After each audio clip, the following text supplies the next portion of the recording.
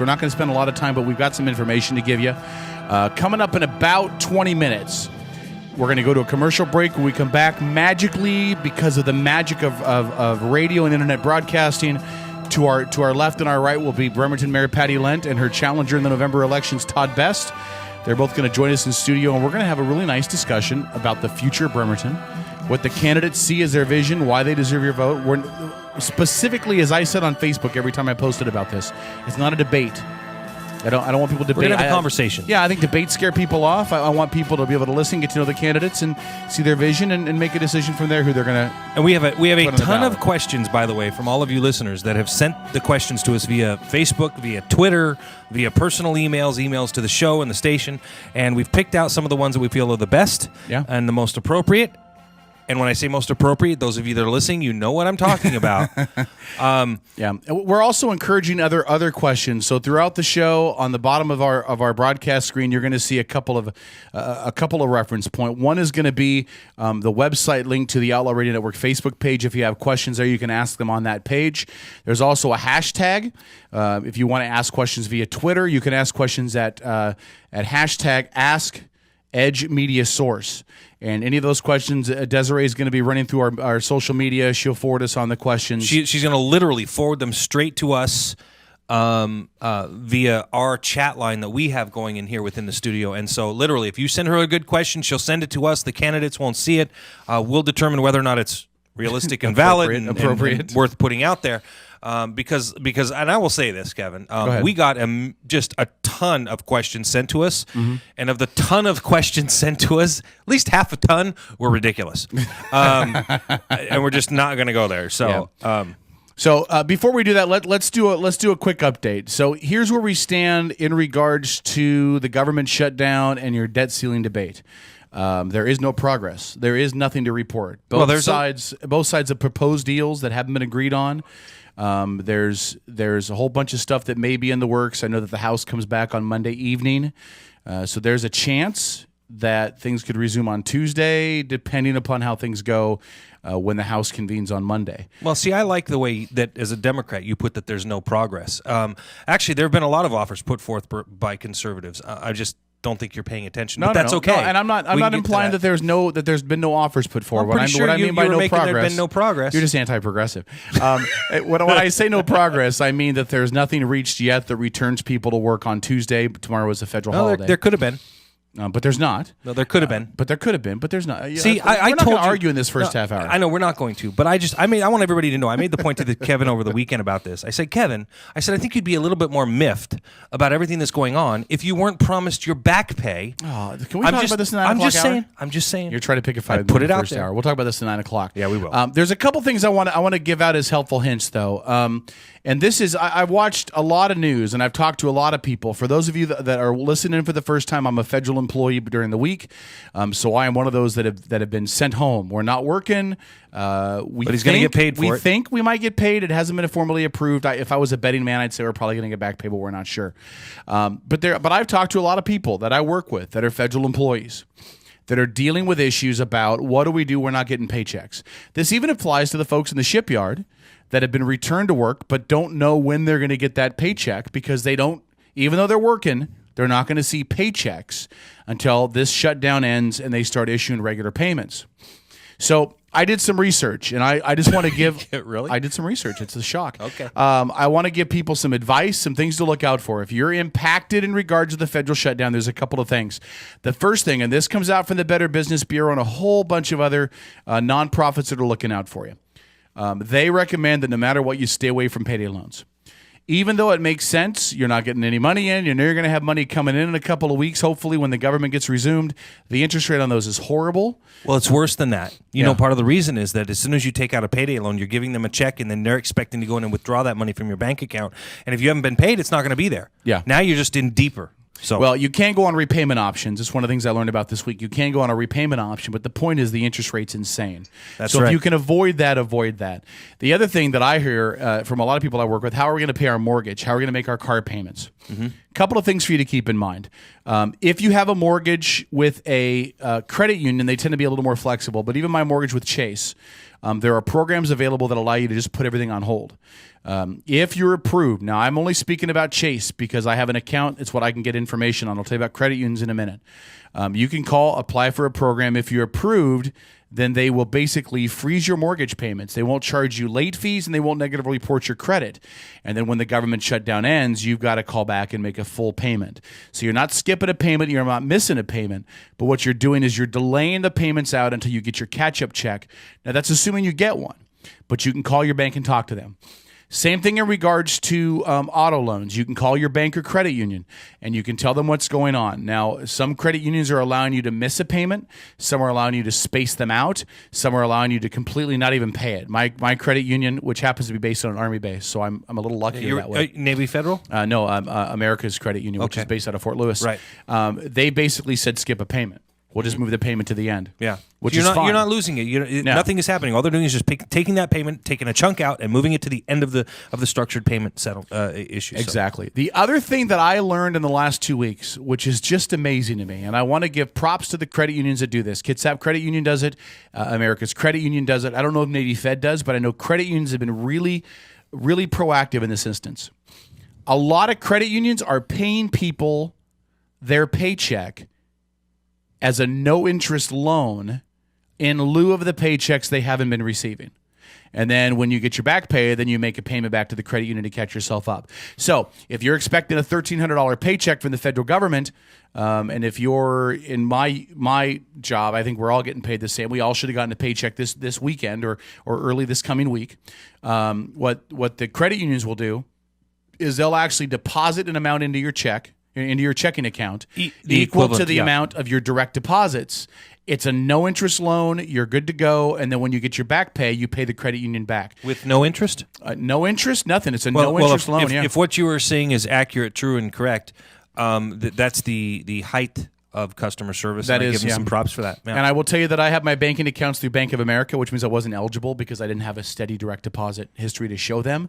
And when I called the Bank of America, this is not a lie, the rep literally laughed at me.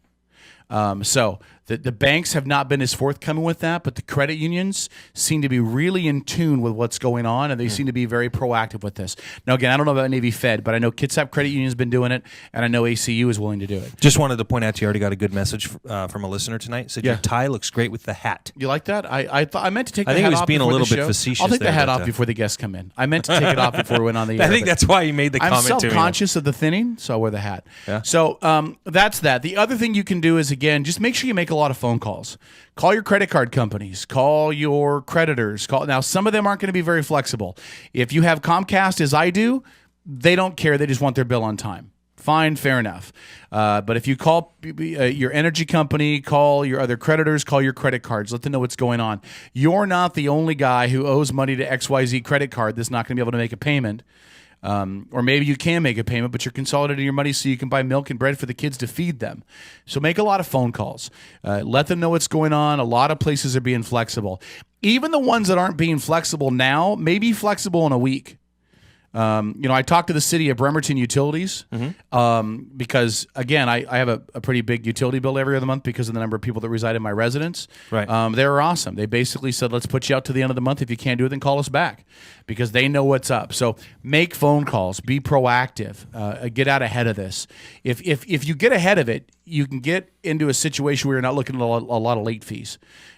Through a lot of these. Now, some places aren't going to work with you, and there's not a lot you can do about that. But that's just, the information I dug up through this week of just doing research, a lot of it personal for myself, but really touch base with all of your creditors if you're a federal employee. Now, if you're not a federal employee, but you're one of these businesses that are impacted, we've heard about restaurants that are not staffing people like they normally do.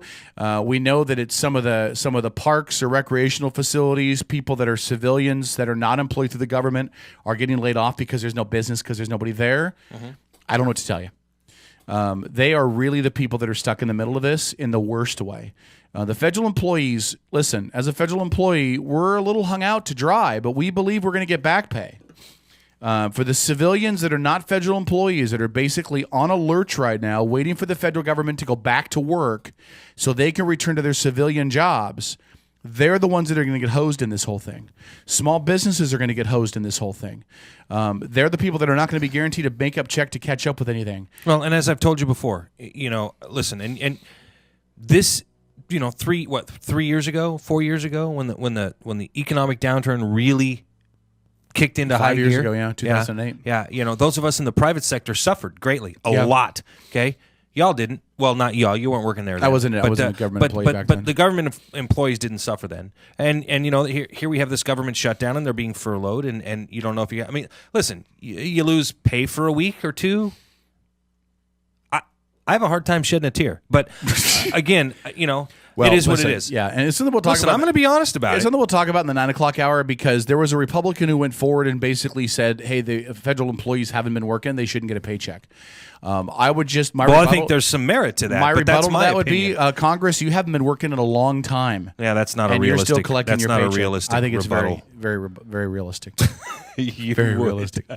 The other thing is we're 4 days away from the debt ceiling, and I want to touch on that because again we're going to touch on a lot of this in the 9 o'clock hour, but I do want to touch on it to begin the show to let you know where we're going later. And we are going to go there because a lot has happened over the last 4 or 5 days. We had Veterans March on Washington D.C. We had a lot of truckers claim that they were going to march on Washington D.C. or drive, and that fizzled out like a bad Seahawks game.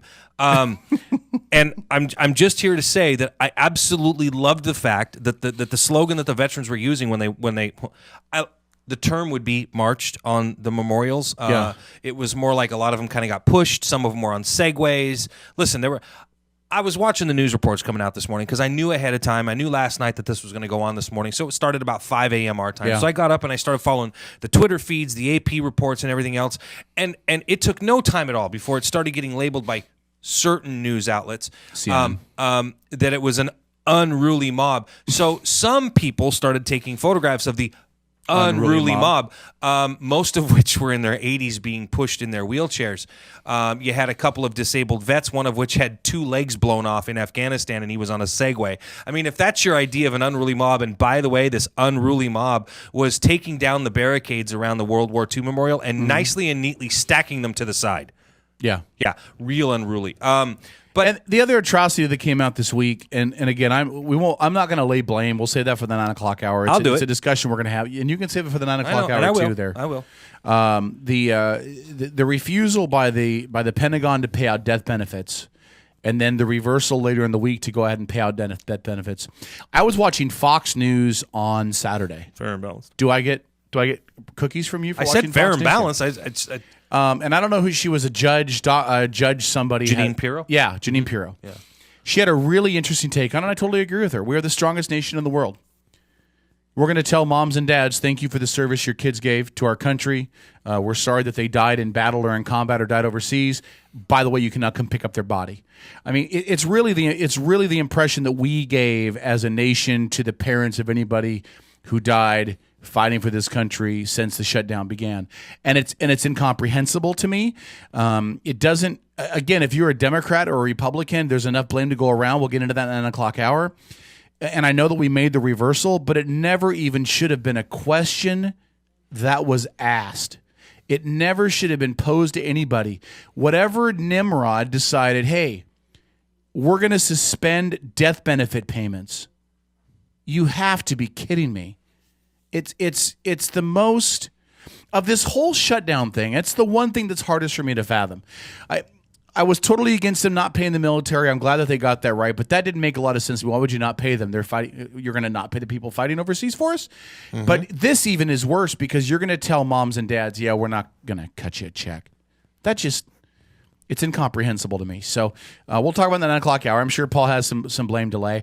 I shotgun the blame. I lay the blame to everybody who's in Congress and Capitol Hill and in the White House and every last damn one of them. If you hang the military out to dry, ask what happened in Rome when they hung the military out to dry. Really? You're using my own historical reference. Yeah, I looked that up. You were absolutely right. So, of course I'm right. I wouldn't have said it if I didn't know it. Anyway, back to what I was saying before. Let's 4 days till the debt ceiling. Mm-hmm. That is D-Day for a lot of this. The hope is they'll get a debt ceiling and a government restoration plan set in motion at the same time.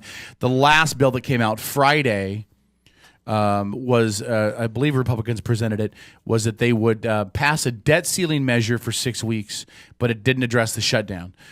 So that's kind of the last thing that was floating around. So, It is. In fact, it's gotten to the point where the International Monetary Fund chief, Christine Lagarde, has come out and just recently said here in the last hour that this week is a very, very concerning and very telling week for the entire world, making the case in point that the United States' ability to deal or not deal with the debt ceiling is going to impact the entire world. And I don't think anybody who understands the economy thinks that isn't the case.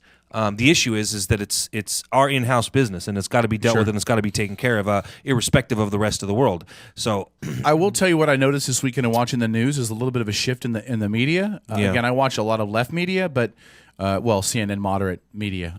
They're more moderate. Anyway, but they've can lean taken, left or you can tip over. You can tip over. Saying they've taken a little bit of a different approach in the last 36 hours. I've noticed they're now starting to talk about how the debt ceiling impasse is not that big of a deal. One of the reporters earlier today mentioned the fact, the debt ceiling will expire, but we don't really run out of money right at midnight. We have some time. Correct. And when we're still collecting revenue. When the media money's starts, still coming in, isn't it, Kevin? When the media starts reversing their posture, that makes me wonder if that's reflective of policymakers reversing their posture, that maybe we won't see a debt ceiling increase before Thursday. And, they did talk a lot about how the stock market's going to be very jittery come Friday if there's not something in place. I just find it interesting when the media as a whole, or a whole network of media, starts to change the word. Oh, it's not that bad if it defaults. Don't worry about it. We're going to be fine. Gosh, man, I can't believe it's as bad as some people said it was a week ago, and I can't believe it's going to be nothing like they're trying to say it is now. Smoke and mirrors, brother. Smoke and mirrors. Put lipstick on a pig, right? Still a pig. Sarah Palin quotes. Hey, she's the one who said it. Hey, you flew up there just to see her house. I don't want to hear it. Alaska's Look, Sarah Palin's house. I don't see Russia. I did take a picture. All right, and then the last thing we'll touch on, and this will be in the 9 o'clock hour as well as we get ready to go to the break. They reopened a park. I don't remember what park it was, but it was Big Bear Park or Big Bear National Park or something, and they reopened the Statue of Liberty. They've reopened a lot of parks, actually, because states have taken it upon themselves to pay the bill or foot the bill for the national parks. Yeah. And not every state and not every park, but some. And our good friend Jan Brewer down in Arizona actually has the state of Arizona footing the bill to reopen the entirety of the Grand Canyon. The whole thing. God bless. See, conservatives are smart. I'm just telling you. Hey, is it? Are they expecting back pay for the federal federal government? Come over to the right side. Are they expecting back pay from the federal government to I doubt it. No, I'm just curious. I don't mean that to be a smart aleck. I doubt it, but it was a question that was raised: was how long are they going to have to foot the bill? Well, it's a good question, because what's going to happen is, for those of you that get upset about the whole back pay idea, keep in mind that when Congress passes the budget, they pass the budget retroactive to the 1st of October.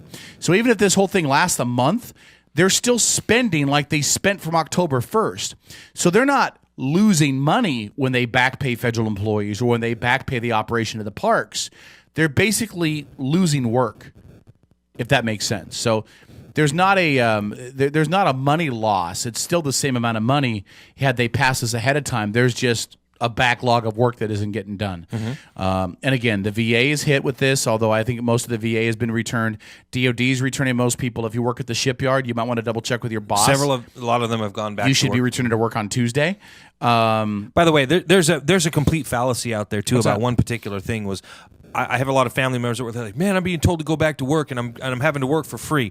That's not true. Yeah. It is a federal law. You can never be told to come to and work for free. That will not happen. It will never happen. You're not being told to come back to work, and you'll not get paid for it. You will never be asked to work for free. Now, the one thing I will tell you though is there is some question about what exactly they'll be paid. But that's a difference from what there their is a impression base pay was. federally. There's a base pay and a locality pay, and the locality pay is an adjustment based on where you live in the country. Right, so and a lot of people listen. I have a lot of of extreme right-leaning family members, and they were like, "Man, Obama's making us go back to work for free." And listen, I don't normally come to the president's defense on things, but I absolutely felt it necessary. Listen. you gotta separate the facts from the BS here, and that's very important. There's enough true stuff to be upset about. Don't get wrapped up in the stuff that's not true. All right, we'll take a break. When we come back at a break, we're going to have Bremerton Mayor Patty Lent, her opponent in the November elections, Todd Best, in studio. We're going to spend a good amount of time talking about the future of Bremerton and why they deserve your votes. It's the Outlaw Radio Network. It's edgemediasource.com. Stay tuned. The Outlaw Radio Network. The Legacy Group in Silverdale is a well-respected independent mortgage banker, absolutely committed to helping Kitsap County families on their path to home ownership. As an employee-owned company, the Legacy Group has a strong stake in your success, and they want to be your lifetime partner in helping you develop a strong real estate portfolio. Call the Legacy Group in Silverdale today at 698-6440 and find out how they can help you get started on the road to home ownership. 698-6440 for the Legacy Group, a lending experience that's a little different and a lot smarter. Hey, it's St. Paul with the Outlaw Radio Network, and you can email me anytime at stpaul@outlawradionetwork.com. As always, you can check out our live show every Sunday night from 7 to 11 p.m. on our website, outlawradionetwork.com. And you can also download our podcast from that website or from the iTunes Store for free. More of the Outlaw Radio Network after this. The Home Buyers Association of Kitsap County is an association of professional builders, subcontractors, service providers, and purveyors representing the home building industry. For more than 50 years, the Home Builders Association of Kitsap County has provided information, education, and services that promote the health and welfare of the home building industry. As leaders of the industry, the Home Builders Association of Kitsap County fosters safe, affordable housing and addresses issues affecting our industry. To find out more, visit them online at kitsapHBA.com. Located on beautiful Silverdale waterfront, Oxford Suites offers 104 non-smoking suites. It's the perfect place for an evening away or for those out-of-town relatives, and with military and senior discounts, it has never been more affordable to stay. Enjoy a complimentary hot breakfast, free high-speed wireless internet, on-site fitness center, and indoor pool. Oxford Suites in Silverdale, exceptional, has never been so affordable. Bremerton Bar and Grill is your new neighborhood bar and grill. At Bremerton Bar and Grill, they're an American-style, family-friendly restaurant that offers spectacular outdoor dining, happy hours twice a day, 18 draft beers, award-winning menus, and fast, friendly service. Need space for a private party? Reserve the Brad Johnson private dining room and dine in a real bank vault. Bremerton Bar and Grill, 190 Pacific Avenue, right across the street from the ferry terminal in downtown Bremerton. Hi, this is Kingston Girl, your go-to girl for news, people, places, and events in Kitsap County and beyond. I'm your source for all the information about the biggest events in Kitsap County and hotel reviews nationwide. Plus, check out my blog for my latest travel advice about the places you gotta see. Follow me on Facebook by searching for Kingston Girl, on Twitter at Kingston Girl New, and on my blog at kingstongirly.blogspot.com, and find out what you have been missing out on.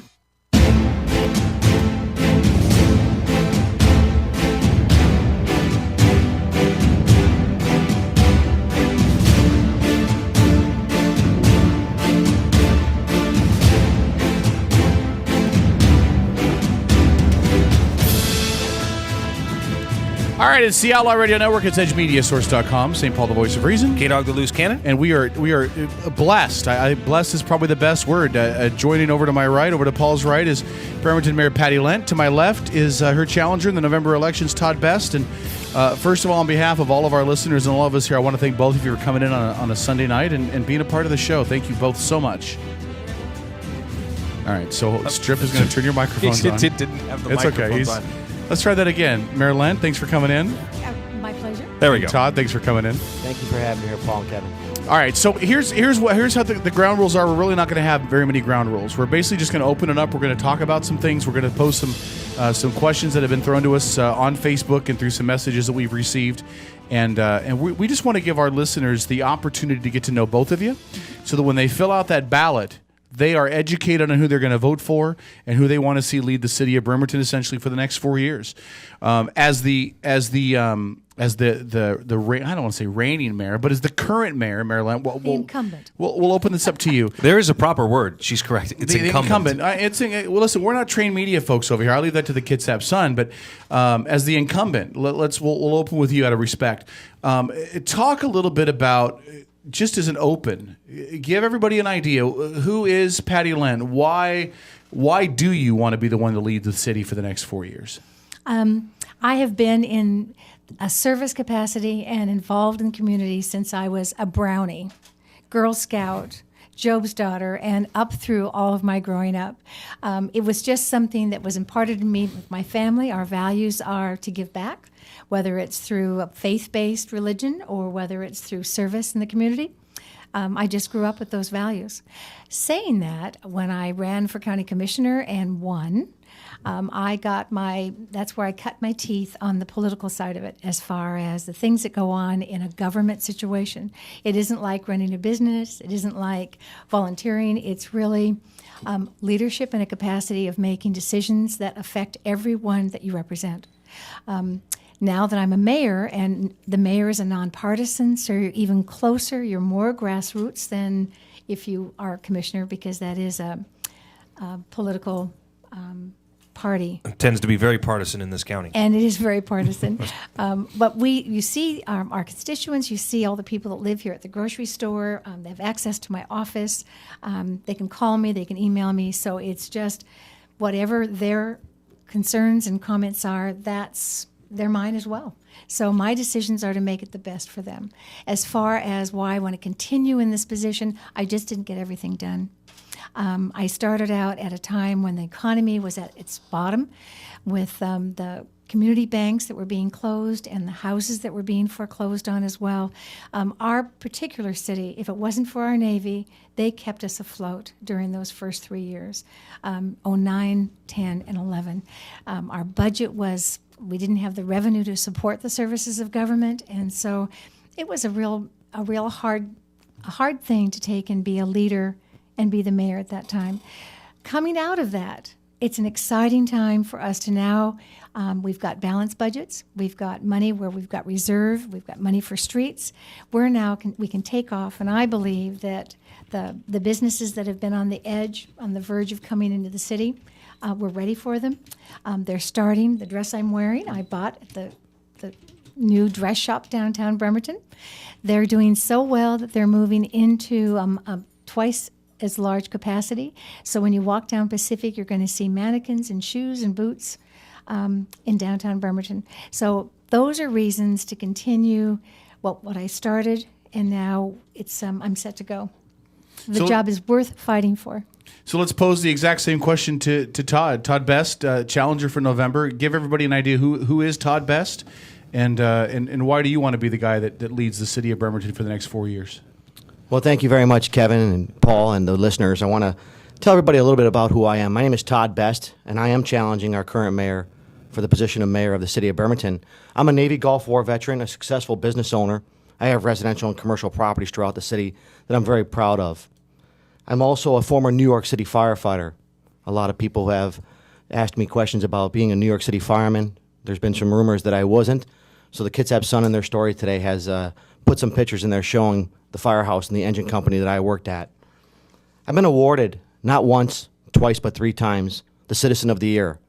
The Citizen of the Year is something I'm extremely proud of. I was awarded that in the past year here, one of them being for the entire state of Washington, which it was an honor to receive. I'm also a 40 under 40 Businessman of the Year for Kitsap County, and I have some proud accomplishments I'd like to talk to you about. One of them is back in December of 2011 when our current mayor and administration wanted to lay off 26 of our city workers, 25 and a half. It's actually 26 bodies, though. I said, we can't do this. These are the hardworking class people who serve our city, serve the citizens and taxpayers for the taxes that we pay. And I said, we got to find ways to look at becoming more of an efficient city, a proficient city at what we do, and not look at laying off city workers on the 3rd week of December of every year when we can't balance our budget. I have to balance my budget throughout the week, throughout the month, and throughout the year in order to eat at the end of the day, being a business owner. So out of this directly came a fight for the people. I organized the neighborhoods. We went into City Hall, and I established a campaign called the Cut the Fat campaign to look at the inefficiencies in city government. When I found out that we have a lot of fat that has risen to the top, for lack of a better term, I said, and we're going to send home our city workers, those people who are cleaning out our parks, opening our parks, they're repairing our broken water mains, unclogging our storm drains, and those are the people we're going to send home. I absolutely went from being mad and sad to taking action. And we were able to save those jobs. The mayor and the city council had to go back to the drawing board at the holidays and to look at ways to save these city workers. The Cut the Fat campaign continued on, and out of that came a building that was laying on the ground down on Washington Avenue, 608 Washington, next door to 602 Washington, a building that was plagued with graffiti and broken windows. I said, why do we allow this in our own neighborhoods? Why is our city allowing this? And I started to look at, why is this building sitting here, and why has it not been cleaned up? It was ordered demolished because it was unsafe and possibly going to collapse with heavy rainwater that was sitting on the roof, but it wasn't ordered cleaned up. Why? How could we allow this building to sit here and possibly leach toxins into our Puget Sound on our waterfront there, to blow toxins around our neighborhood, but to not clean it up? So I got involved, and I started fighting with the big bank on the East Coast. I was able to get them to clean up the building. It was a monumental task. I called the guy every day at 9 a.m., persistence and leadership and perseverance, and I was able to get the building cleaned up. Upon the city issuing the wrong permits or not the permit needed for the cleanup of the building, the trucks had all left. They were taking the debris to the dump to only return to dump it back into the same hole because the Department of Community Development did not or did issue the wrong permit for asbestos abatement. These are the inefficiencies that we're facing in our local city government. We need leadership, and we need leadership now. We got to correct these problems. Our city is falling apart at the seams. I want to talk a lot tonight about the issues with all the listeners, with you, but also I want to share with you one more thing. I'm really proud of a cleanup that I conducted and helped organize in our Forest Ridge Park, 25-acre park. Went into that park, and I had heard so many great stories about it, how that's where all the egg hunts were, and how families had went there on Easter. And I was appalled when I found needles all over the walking trails. I saw that the walking trails had not been groomed, they were overgrown. So with 75-plus volunteers, we were able to clean up that whole park, re-groom the trails, take apart the bathrooms, respray them out with new paint, pressure wash the buildings, put new bark in the flower planters, even open up the sports court that hadn't been touched. And then I set my eyes on the Ivy Green Cemetery, a 15-acre city cemetery that had been let go. It appalled me. I was so sad when I walked into there and I witnessed our Tomb of the Unknown Soldier that had been left to lay and not have anything done around it due to the lack of city workers in our Parks Department. When I asked them, why does our cemetery look like this with our founding fathers laid to rest in here? We have a Civil War hero, Medal of Honor recipient, John Nibby, just west of the tomb. They told me, well, no one's going to complain who's laid to rest in here. We have other parks that we have to take care of. We'll talk a little bit more about the parks tonight. We'll talk hopefully about the city workers that are taking care of these parks. But we were able to conduct a major, large-scale cleanup of that cemetery and a renovation of our Tomb of the Unknown Soldier. That renovation saved the city hundreds of thousands of dollars. If you haven't been to our Tomb of the Unknown Soldier, I ask you, please go to it. Take a look at this memorial that we have that we can now be proud of in the city of Bremerton. I'm Todd Best. Thank you, Todd. Paul? One of the things that I'd like our candidates to think about as we're going throughout the course this evening is that we're actually going to, at the end of the night, give you each the opportunity to ask the other a question. Because we think that a lot of times, a lot comes up for you guys in the course of an election. And you go, but, and you want to get something out. You want to ask the other person a question.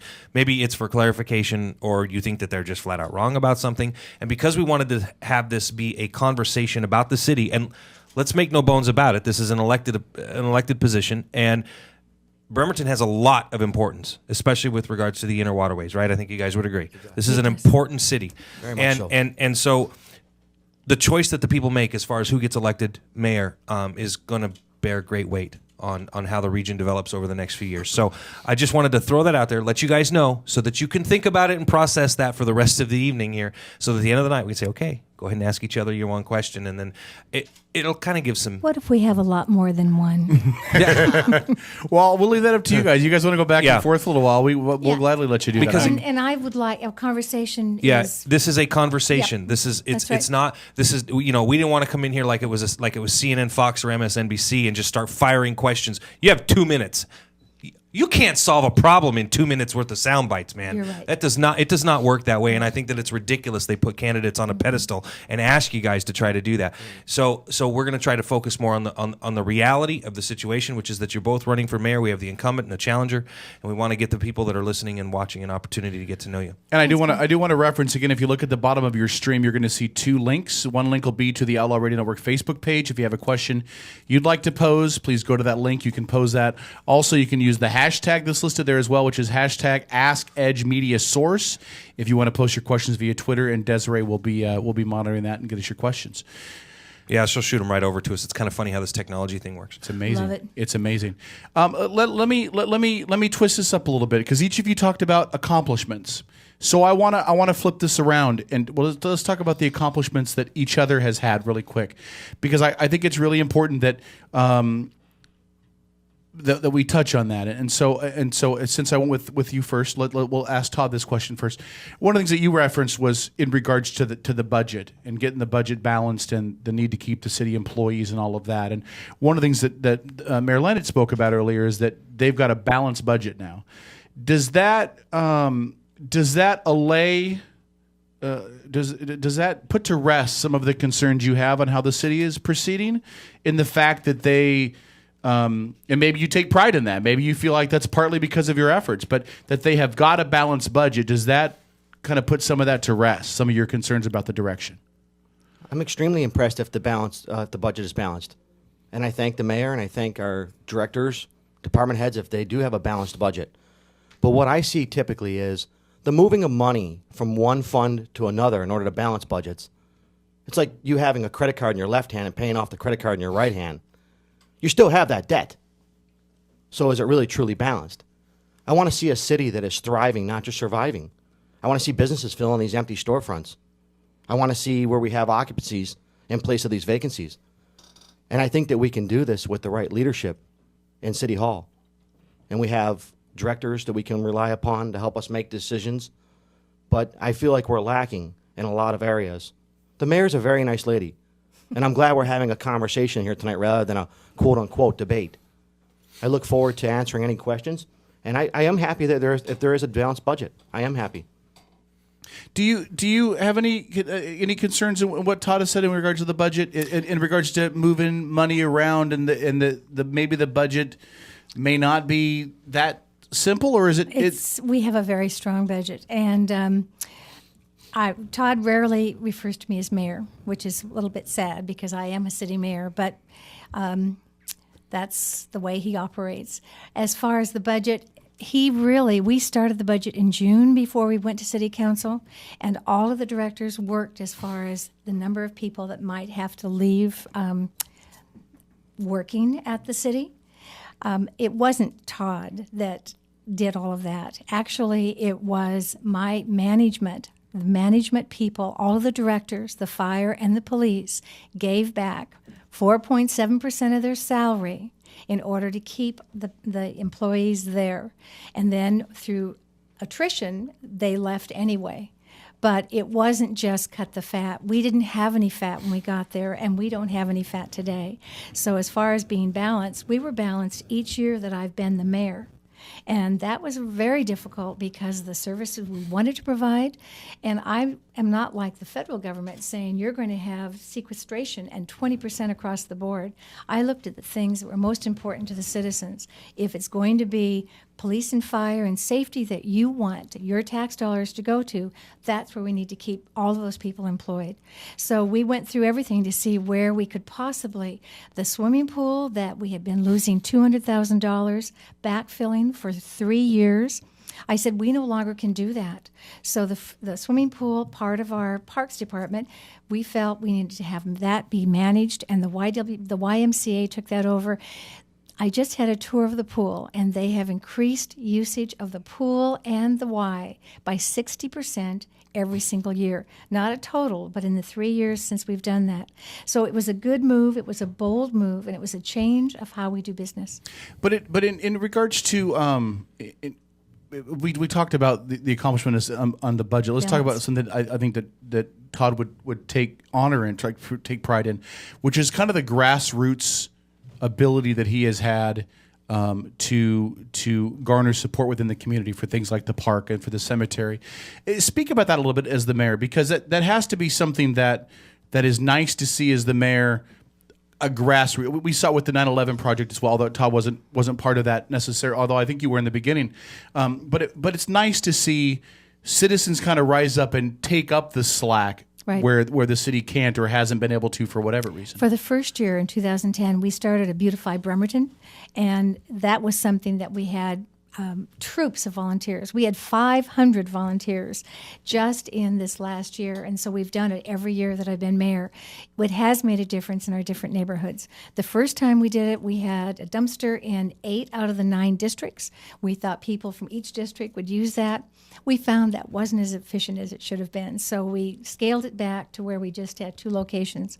Volunteerism is what keeps our city thriving. We have a great volunteer group, and the first time that Todd went to the Ivy Green Cemetery was on the Goodwill Day. We had our Bremerton Central Lions were doing a cleanup of some of the cemetery itself. Some is owned by the Navy, and it isn't. Volunteers can't go in and do anything with the Navy plots. Everyone that passed or was killed in the Saratoga all have one plot where they're buried. It is a very prideful cemetery. And like I say, he saw it there when the Lions were there, and that, I think, was what gave him the idea to continue that. And I'm very pleased with the Tomb of the Unknown. That, and the accomplishment, is one of the 48 memorials that the city brags about, and we have a map identifying in the county all of those memorials, our last being the 9/11. Yeah, and we'll get to that in a little bit. Can I say something, please? Yeah, go ahead. Yeah, go ahead. I want to say that it was not the Lions Club that inspired me. I was inspired by a Marine Corps veteran who was appalled by what he witnessed when he took his grandson to the Ivy Green Cemetery. It's in the video. There was a beautiful video done. You can find it on my website at toddbestformayor.com. And it showcases from day one all the way to the final day of the 250-plus volunteers that I organized and helped lead into that cemetery to bring back the respect and dignity that cemetery was so deserving. I am grateful for the work that was done in the small portion of the cemetery by our Lions Club members. That's what it started it. And I'm glad that you took on and did the rest of it. I want to thank the Lions Club, though. They did contribute to the flagpoles. Mm-hmm. The foundation did. And I thank them very much for that contribution for the new flagpoles that are in there. They were one of many who contributed to that. But there was many other people in this community who came together and deserve recognition above and beyond me, the mayor, and the city hall. Individuals who united together on a common cause and felt great when they walked away. One of them being a World War II veteran, Korean War veteran, Dan Tremser. I'll never forget when he walked up to that gate that morning at 6:45 a.m. as I was opening it. And he said, "Todd, I'm here to help. What can I do?" And he's carrying an oxygen bottle, wearing a nasal cannula, and he's on a 4-point cane. I sat him at that check-in table and asked him to please tell everyone today what he did for our great country. This day was a day that I'll never forget. It was a day I believe that everybody who participated won't forget. But unfortunately, I was met with so much resistance from our city during the cleanup of this cemetery. Politicians who were afraid of how they would look by a citizen doing the job that the city should be doing.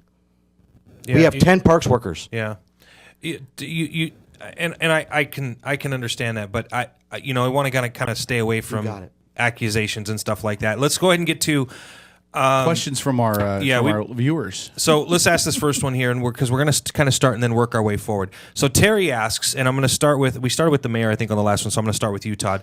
What do you feel is the most pressing short-term need for the city of Bremerton, and then what do you feel is the most pressing long-term need for the city of Bremerton? And then Madam Mayor will ask you the same question. We need to definitely, first and foremost, have a great public safety, public service. in our fire departments and police departments. I want to make sure we have the most trained, highly equipped police and fire departments. We live in a region that is prone to earthquakes. Make no mistake about it. We live in an area that is also possibly being considered by terrorists. We have waterways, we have ferries, we have a shipyard right in the core of our downtown Bremerton. We have naval installations surrounding us that could really affect this whole area with terrorism. So I want to make sure we have a police department and a fire department that can respond, if needed, for any catastrophe that may come about, natural or man-made. Mm-hmm. So are you saying that you don't feel that the police and fire department are prepared right now? You want to talk more about that? No, I'm just asking you if you feel that they're prepared, because it sounds like that's what you're saying as a pressing need. We could always do better. Okay. We could always do better, and leadership will direct people into becoming better, setting the bar higher. We have a great police department and a great fire department, but we can always do better. Okay. All right, Madam Mayor, and so for you then, the current most pressing immediate need, and then your most pressing long-term need. Well, our immediate needs are being met with our budget. And because the fire and police were brought up, we have a new police chief. He is doing a miraculous job, and he has the confidence from all of his staff, and he's got great things as far as working with the school district. We're going to, with this 0.1% that's just been passed by the county, we have ways of doing things in our schools for counselors instead of policemen with guns. Long term, again, in our budget, we have a dedicated revenue for our roads to maintain them, repair them, and I think that is very, very important for the people that have been talking about having road maintenance for a long time. We now have a revenue stream that will take and fill that need. Do you feel that we asked Todd? I want to ask you the same question. Do you feel that our fire and police and the public service sector of that is well trained, adequately staffed, good to go? Is there improvements that you think would need to be made? I'll pose this to both of you. Is there improvements you think would have to be made to that to get us up to where you think we should be as a city? We have the best in the county. They have the fastest response time for both fire and police. I don't think that better is something that you can use for the current staffing that we have for fire and police. As far as numbers, I'd like to see more numbers, but in order to do that, we have to have a larger population and revenue source that will bring more money into the city. How we're going to do that is as soon as we complete our comprehensive plan for Gorst is looking at, in the first quarter of next year, annexation. That will help us by having more money, and we already have ready to start two new policemen that could start by June. And Todd, what do you think? Are we as a former firefighter? You've got a unique perspective on this. Do you think that as the city stands now, it's in a good spot for where we should be as a city for police and fire? Well, I think the mayor would disagree with me, but I'm going to say that I talk to the police officers daily that are out on the streets, and in talking with them, I found out that there's only 3 to 5 police officers on duty responding to 911 calls. We're not talking about the Special Operations Group. We're not talking about the police chief. We're talking about the officers when you pick up the phone and call 911 that are responding. 3 to 5 at one time. 3 sometimes being on the night shift because of the fact that they want to have more police presence during the day when the people see them. I said, wow, when do the bad guys come out? They usually come out at night. So here we are, we're sleeping as good people, and when the bad guys are out at midnight, we have 3 police officers who we're relying on to answer our 911 calls. That's unsatisfactory to me. We can only rely on the county so much for mutual aid. What if something happens in the county? What if there's a shooting in Bremerton? All 3 of those police officers are tied up on that shooting. So now who responds to our 911 calls? We have to have more police officers, definitely.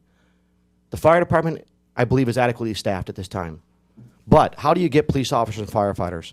You get them through the taxes that come in off of businesses, the general fund. And we're not bringing in too many new businesses to Bremerton. Make no mistake about it.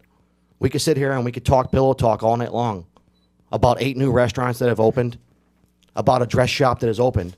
We have to look at how do we bring in the new businesses, the big box stores that have left to go north of Rydell Road, to go into the county. Why is Silverdale flourishing while we're dying on the vine? You guys aren't blind. You drive around Bremerton every day. you got to see exactly what I'm seeing. Well, we do, and that's going to bring up our next question. And here. that'll be what we'll come to after we get through the top of the hour news. So I'm going to actually read them the question. We have a second here. We have about 60 seconds here before we go to break so that you guys have a chance to think about it. And it's a very vague, kind of open-ended question. But Michael in Bremerton asks, what are your thoughts on the city's B&O tax? So when we come back from break, we'll kind of get your thoughts on the B&O tax because as it was brought up, why is Bremerton where it's at and Silverdale? Well, Silverdale's not a city, and that does offer some advantages for businesses. I think everybody that's done business in this county knows that. But personally, my business was right down the road here. So I appreciated what the city had to offer. All right, so we'll take a break. We come back again. Bremerton Mayor Patty Lent, challenger Todd Best for the City of Bremerton Mayor. We'll take a top of the hour news break. We'll be back after this on Edge Media Sources, the Outlaw Radio Network. The Outlaw Radio Network. In Washington, I'm Barbara Klein. Senate Majority Leader Harry Reid and Minority Leader Mitch McConnell have taken charge of trying to hammer out a solution to the budget and debt ceiling crisis, but at least publicly seem to have made no progress. Meanwhile, International Monetary Fund head Christine Lagarde is warning a U.S. default could have significant effects on the world economy. NPR's Dan Bobkoff reports. Lagarde calls uncertainty over the U.S. debt ceiling very concerning, telling NBC's Meet the Press that the potential for a U.S. default puts the world economic recovery at risk. If there is that degree of disruption, that lack of certainty, that lack of trust in the U.S. signature, it would mean massive disruption the world over. Lagarde says there's been significant improvement as of late in the economies of the U.S., Europe, and Japan, but a U.S. default could tip the world into a recession like we saw in 2008. She also criticized any alternative to raising the debt limit, saying creative accounting is not the answer. Dan Bobkoff, NPR News.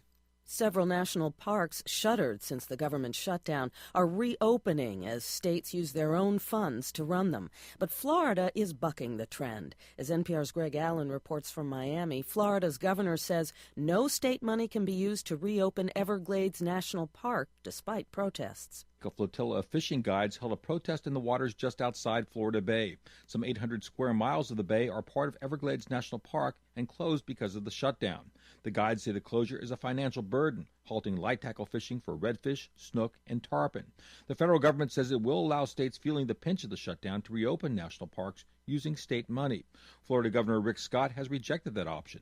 His office released a memo instructing all state agencies that no accounting measures or other budget actions can be taken to offset the loss of federal funds. In addition to the national park, the shutdown has cut funding in Florida for nutritional programs and assistance to needy families, veterans, and the schools. Greg Allen, NPR News, Miami.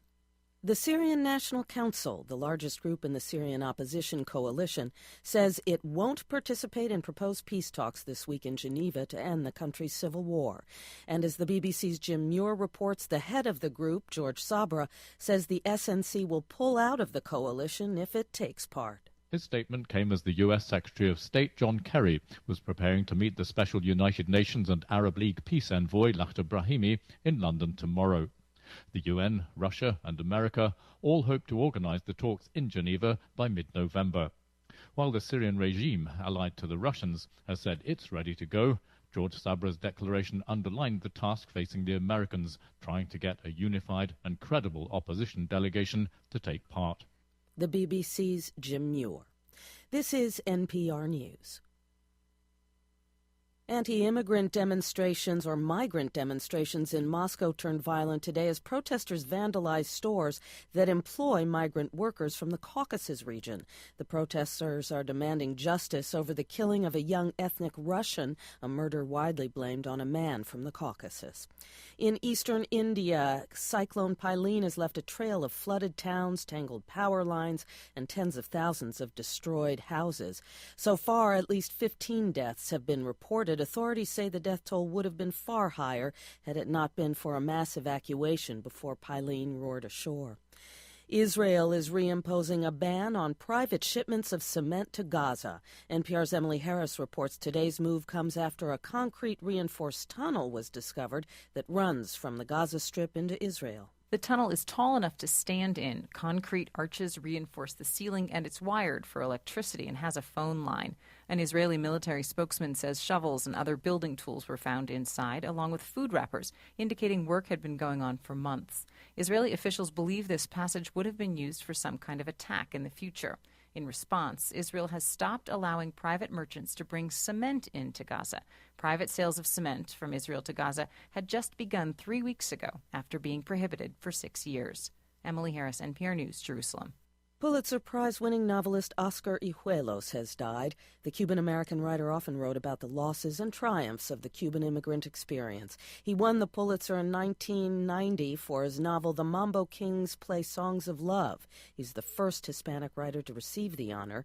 Ijuelos was 62. I'm Barbara Klein, NPR News in Washington. Support for... Hey, it's K-Dog with the Outlaw Radio Network. You can email me anytime at kdog@outlawradionetwork.com. We'll even read some of your emails live on the air during the show. And as always, we invite you to check out that show every Sunday night from 7 to 11 p.m. on our website, outlawradionetwork.com. You can also download our weekly podcast on the website or visit the iTunes Music Store and download it there for free as well.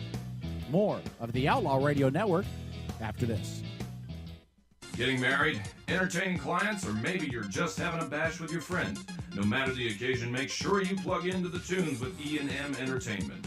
There are tons of DJs out there, but how many of them want to get to know you beforehand so they can play your soundtrack at your event at your kind of price? It's more than just a great selection. E&M plays your great selection, and that makes all the difference. So call 425-971-8078. That's 425-971-8078 for E&M Entertainment. Good evening. My name's Wayne. Some of you may have seen me before. I've been kicking around Hollywood a long time. You're listening to the Outlaw Radio Network. OutlawRadioNetwork.com. Because I think it's the best thing of its kind that's come along. And I hope you'll agree with me. It's honest, it's adult, it's realistic.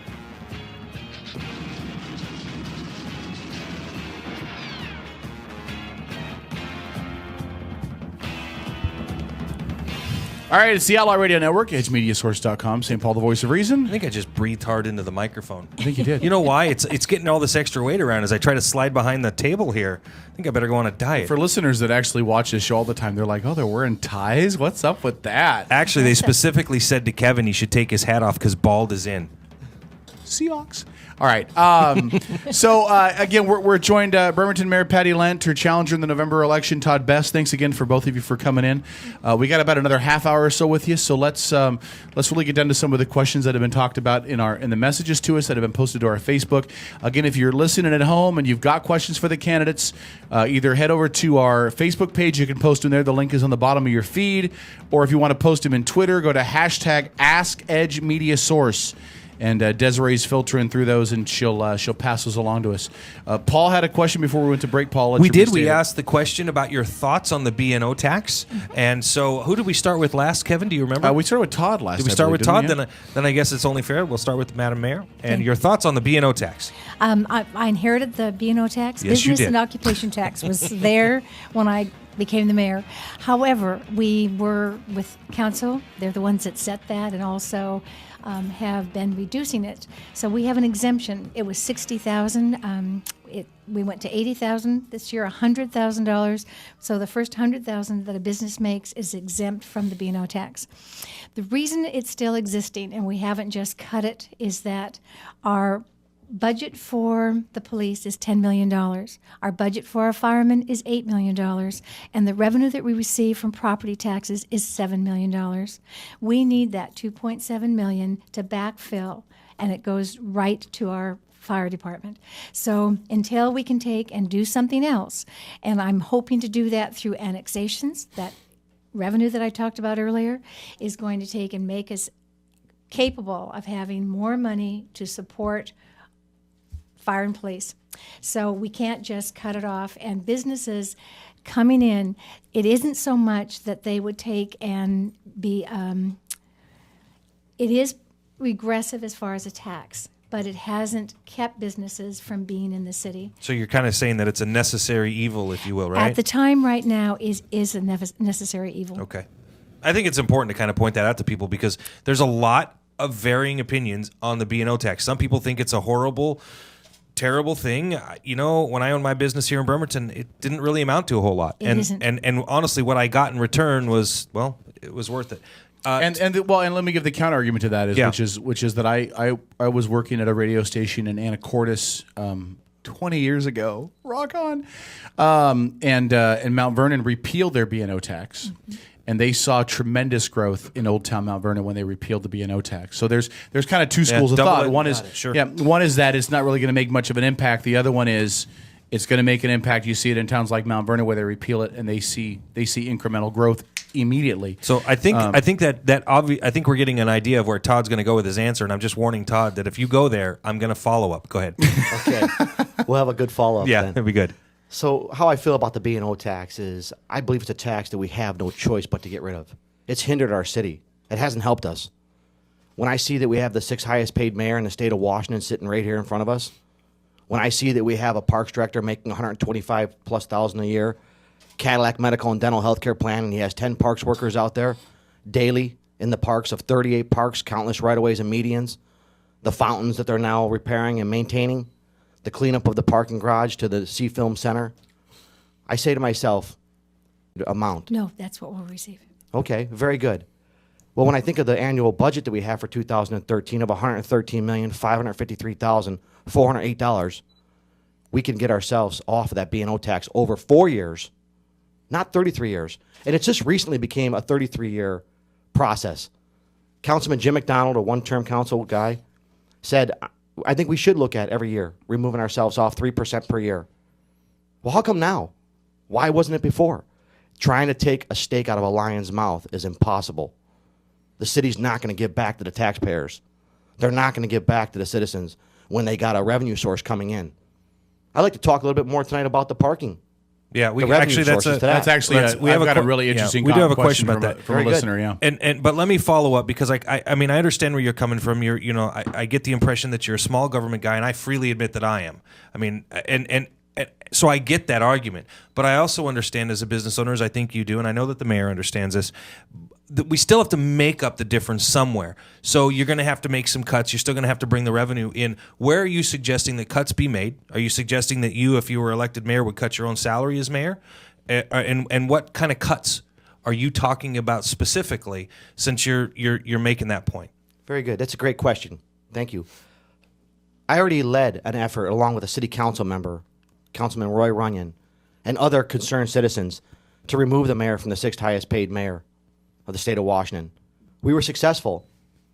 The mayor could have taken a voluntary pay cut, but she chose not to. So yeah, I think we'll give you a chance. But again, though, let's get to the question. What specifically would you cut? Would you personally take a pay cut if you were elected mayor? Because you're making that as a point. So let's stick to that. Yes, I'll stick to that. But what I want to do is I want to look at the pay cut that is coming for the next mayor who takes office, be it myself or the next term that Mayor Lent may have. There is a pay cut in store. That was led by us as citizens and a council member. So I believe that there still is a lot of fat at the top. Do we really need a parks director when we have 10 parks workers out there? We have a parks supervisor and manager who are competent and capable of running our city parks. One of them, the manager, actually was the interim parks director twice under Kerry Bozeman's era of being the mayor. Mm-hmm. So if he can run the show, and he's proven it twice he could. So you're saying you'd cut some of the parks department because you don't need that many people? Negative. We're not cutting the parks department. Then what are you saying? We're cutting the parks director. Okay. And putting the parks department underneath the maybe public works director. Let's look at options. Mm-hmm. I'm not saying we're going to do anything like that until I'm in office and have the facts in front of me. It's important to I think for the people that are listening to understand, because you did lead a program to save city workers' jobs, but you were also talking about your willingness to cut people out that you consider are either making too much or the position is redundant or isn't necessary. And I think those are just important distinctions for us to make. Kevin? Well, let me ask this quick, because he's talked about it. It's been a point that Todd has talked about several times. Has been in regards to the payroll and the salary. When I look at Bremerton, it is I'm going to guesstimate probably 15 to 20th in size within the state. Is it valid concerns when they talk about the salary that the mayor's making? Is that something you would look at and go, okay, based on where we're at economically, it makes sense to make a change there? When I came into office, the salary had been set. Because of where our budget was, I was the first to step up and say, we need to take and give back because we cannot take and afford the people that we have working here. So what I did was I gave back exactly what the salary is going to be for the entire time of my office. So I didn't make any more than they want me to make. And the salary is set by the city council. So if it wasn't done before that, it isn't something that outside. However, it was Roy Runnin. I don't know how Mr. Best got involved in it, but Roy did want to do that. It was actually Eric Younger that did the maneuvers and found out that what I was currently taking home was exactly what the salary will be the next 4 years. Having said that, the county of Kitsap is the 36th in size, way down at the bottom, but we are the 6th as far as population. And with Bremerton being the largest city, we look at a market value, and the directors that work for the city of Bremerton are not overpaid. Okay, fair enough. All right, so I know you guys won't agree with that, but we'll let that rest. We got a couple of other questions I want to get to. Caleb, do you have the photos ready?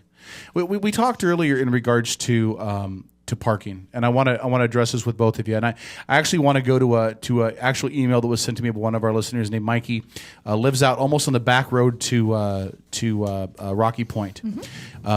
And I'm not going to read his letter; it's very wordy. I'll just I'll summarize. It really is long, 2 pages. And God bless you, Mikey, for making it so that I can understand it. Good, because I don't. Of extra work.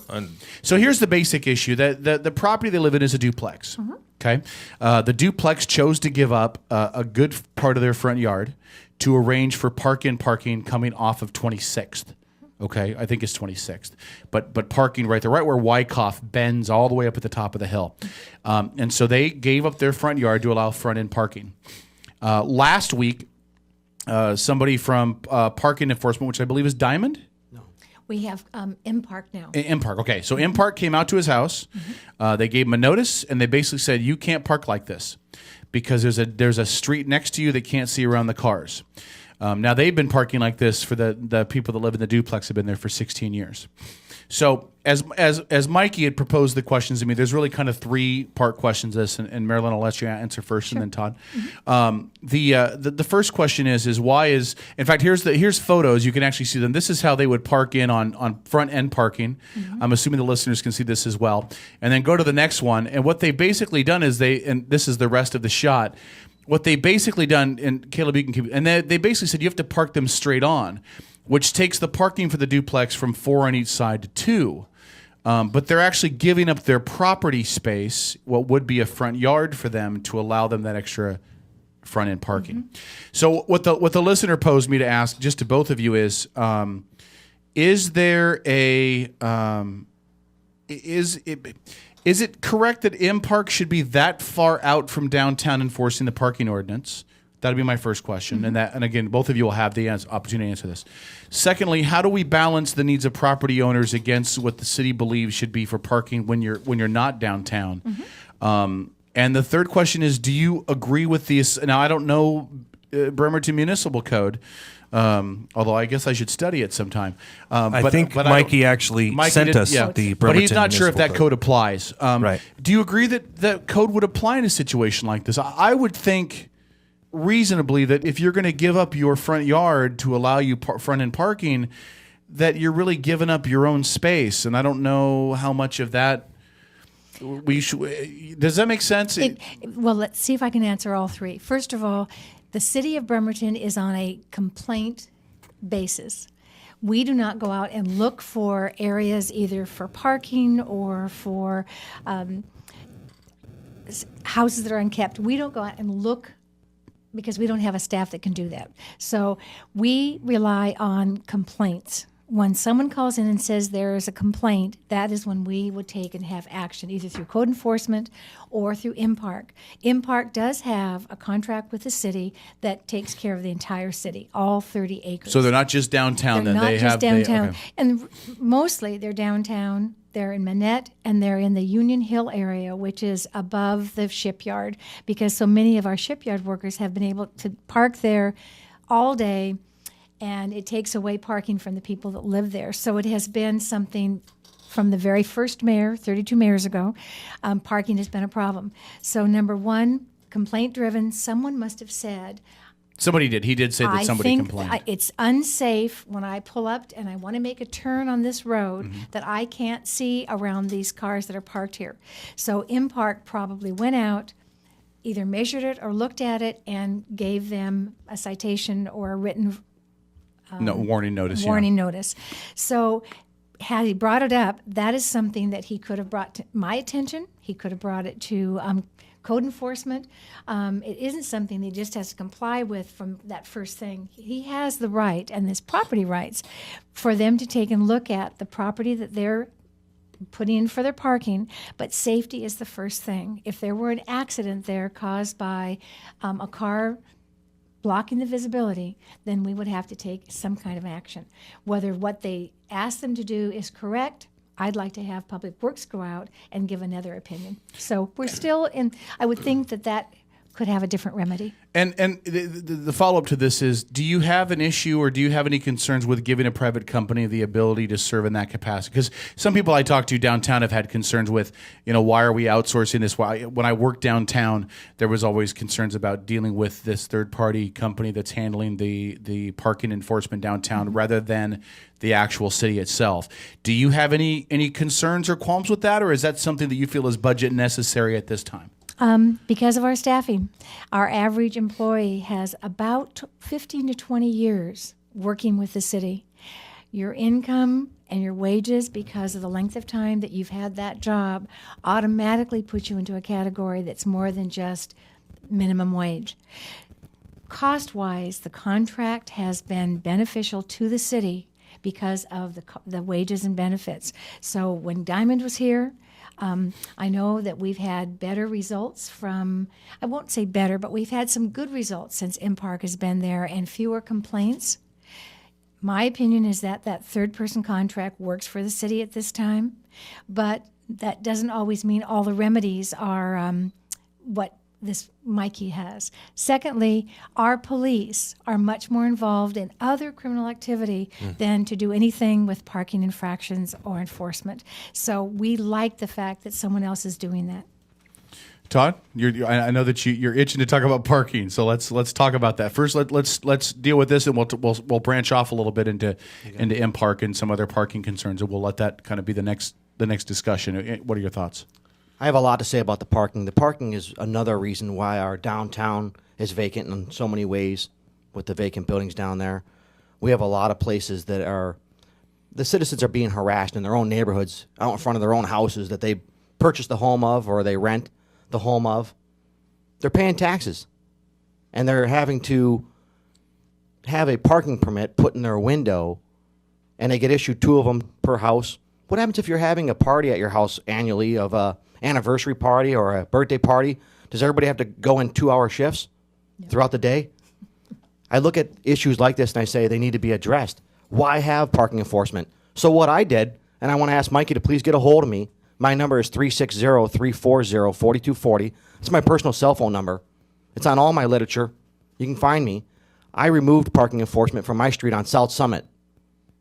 When I was harassed up there by Diamond Parking, ticketed 3 times in one day, I fought the tickets, was successful, and I'll help any citizen also in having a petition to remove parking enforcement from your neighborhood. Give the power back to the citizens. Let the people live. Let the businesses open and thrive, and you will see money come into our city. Stop hammering everybody in every way, shape, and form with regulations and excessive fees, from homeowners to businesses. We're tripping over right now dollars to get the dimes. We're losing businesses. I go to Silverdale in the morning and have my coffee. It's in the paper today. Why? Because a lot of my supporters live in the Bangor base. They live in Paulsbo, Silverdale. They come from all over the county. And they don't want to come in for a $5 cup of coffee to downtown Bremerton and leave with a $35 ticket. I feel for them. And that's the truth of the matter.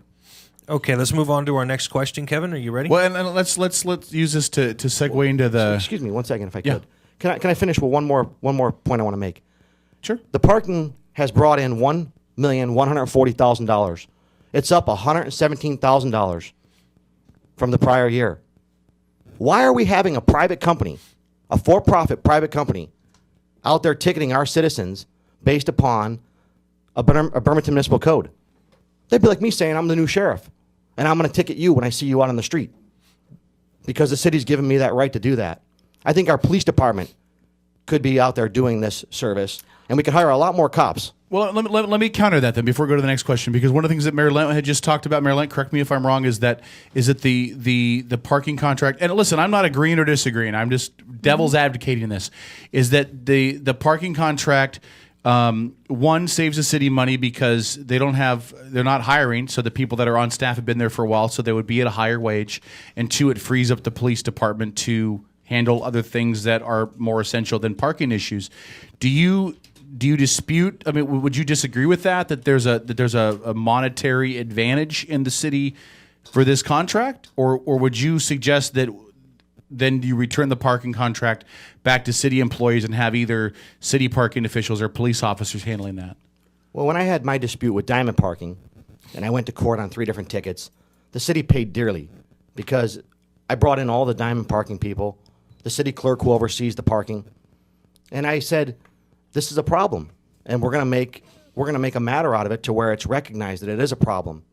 The city does know it's a problem, but there's a lack of leadership in trying to find a solution to this problem. We need to sit down and really look at what's going to affect the business owners positively rather than negatively. We got to look at the homeowners.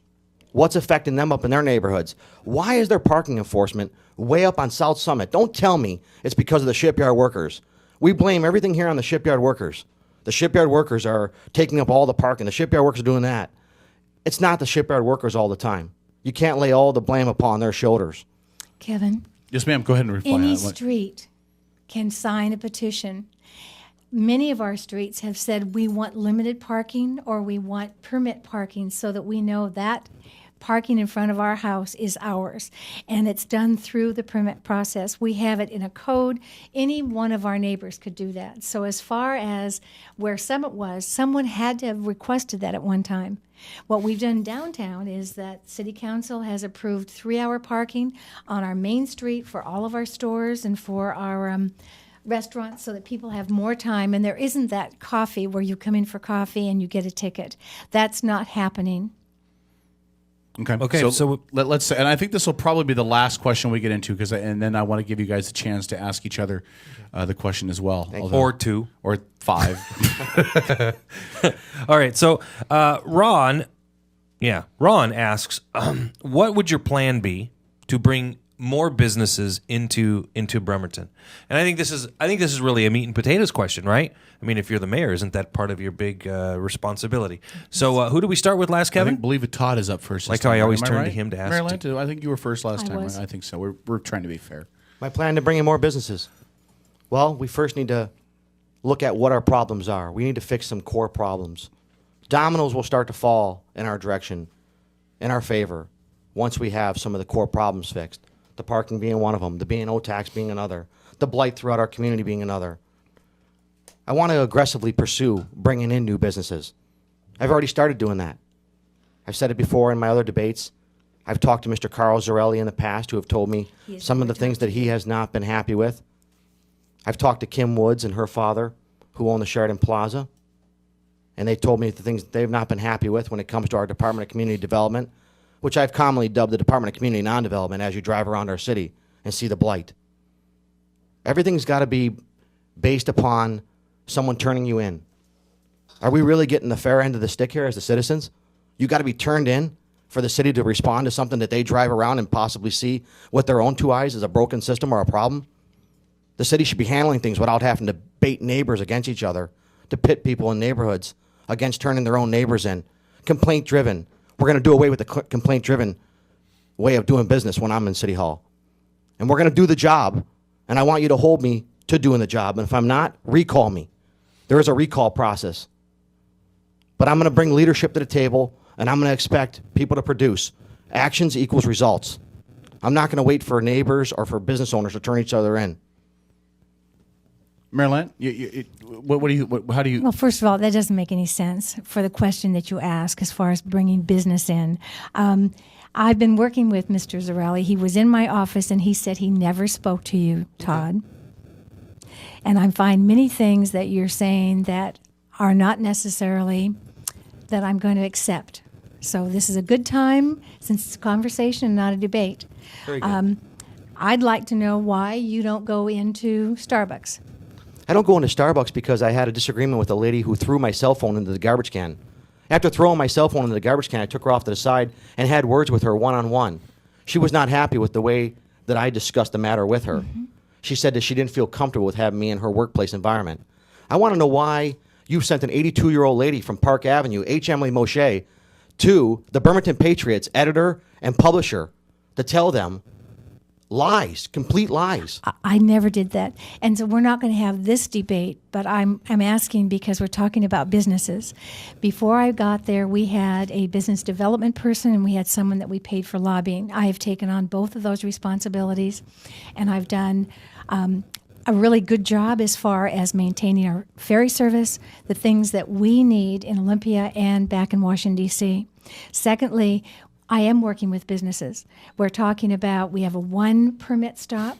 We have, as far as the blight in the neighborhood, we have 2 new ordinances that we brought people to the table. One is for our landlords so that they cannot get away with being slumlords, or they cannot let the property become decrepit. We also have the same thing that we've put with any out-of-state. We had 200 foreclosed or FDIC-owned homes in our neighborhood at one time. That was something that was out of our control. Even the building that we had torn down, there had been a foreclosure, a bankruptcy, and 3 different banks. So as far as Mr. Todd calling the East Coast Bank every morning, we already had contact with that bank, and the process that government has. Being a leader in city government, you have to know what the steps are. You can't just go out and bully your way through any kind of a circumstance, whether it's getting business, changing the parking. There are procedures and there are laws. The government is there for the people. It isn't there to control the people. So I feel that you really have to know a little bit more about how leadership works in city government, and leadership works at all. And a follow-up to this, too, and again, I'll pose this to both of you. When you drive down Wheaton Way, though, we do have some issues with a lot of storefronts that are not open.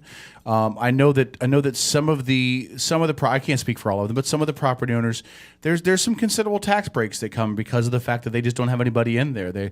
There's advantages to writing that information off when you do your taxes. How would you motivate? How would you motivate getting businesses onto that strip on Wheaton Way? Because it really should be the retail hub of Bremerton. That's where we should be making most of our sales tax revenue. How would you motivate getting businesses to relocate back down there? Already what we've done is the Kitsap Bank is going to build a brand new bank, and they'll have their permit by the 1st of November. Right next to them, they're going to take their old bank down, and there'll be a Starbucks. Carl Zarelli has been in the office because he has a business for the old Albertsons. He wants to build 2 others. We just, through City Council, and they're the ones that do the policy and the regulations, eased up on how we could take and develop some of that with having a drive-through. So we've been making strides all 4 years of my first term in order for these things to happen. What happened in the Wheaton Way right at Rydell is that the Rite Aid had a contract that could not be broken. The city, under my leadership, actually sued them because they were not taking and helping promote businesses to come into that area. Finally, their lease was over, and that was April of last year, and that's the only time that we've had to work with Mr. Zarelli and Merit Corporation to get something going. So there is something happening. We're working with the school district where the old East High, that's been boarded up for 7 years. We now have a teen center opening up next week. We're pretty excited about the strides that we have taken, and I think that we're on that move. Everything that the city is doing is making it attributable to taking and getting more business. Todd, how would you encourage businesses to locate on that Wheaton Way stretch? I like to look at the requirements in the Uniform Fire Code to work with our fire marshal to look at the buildings that are maybe valued at $275,000, but you're requiring a sprinkler system to be put in it at $350,000. It's cost prohibitive. It's not cost effective. It's not going to happen. I want to look at how can we lessen up on some of these restrictions from our Department of Community Development, which I have stated I call the Department of Community Non-Development. Let's work with these business owners to get them into the buildings. Let's look at some incentives, which I will be unveiling when I'm in office. I'm looking at ways to give incentives to businesses to come in to some of these vacant buildings. I will follow all the letters of the law. I will follow all federal and state and city laws. I will not be a rebel who's out there bullying people. But I think my New York persona of being a little bit more of a guy who gets things done, actions equals results, can be taken by our current mayor as being a bully. Because I've gotten results. Go to my website, toddbestformayor.com, and compare my website to the mayor. Look at what I've done as a complete citizen at zero cost to me, or to the at zero cost to the citizens, or zero benefit to me as a person. It's remarkable. And I applaud all the people who helped me with getting the things done that needs to get done in our city. Okay. And I applaud you for the volunteerism. As a Crusader, you do an excellent job. We have a Growth Management Act that requires us to have a comprehensive plan and a sub-area plan of all areas of the city. You cannot walk in and just say, I'm going to do this.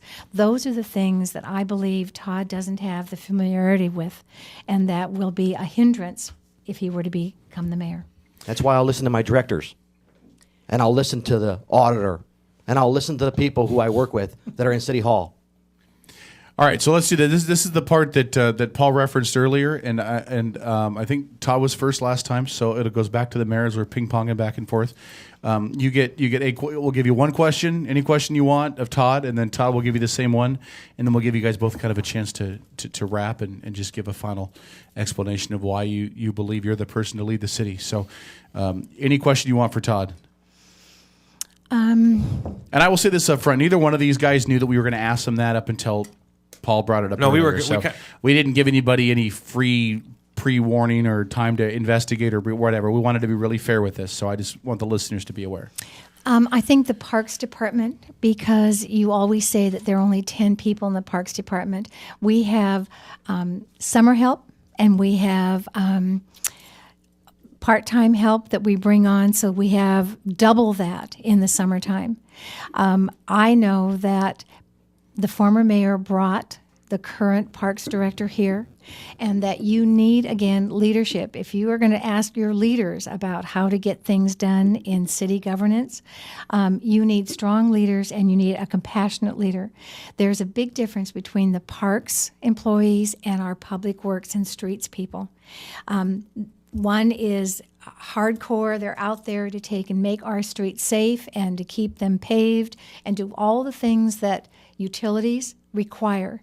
The parks is a passionate job where you have to care about weeding, about the flowers, the 38 parks that we have in the city.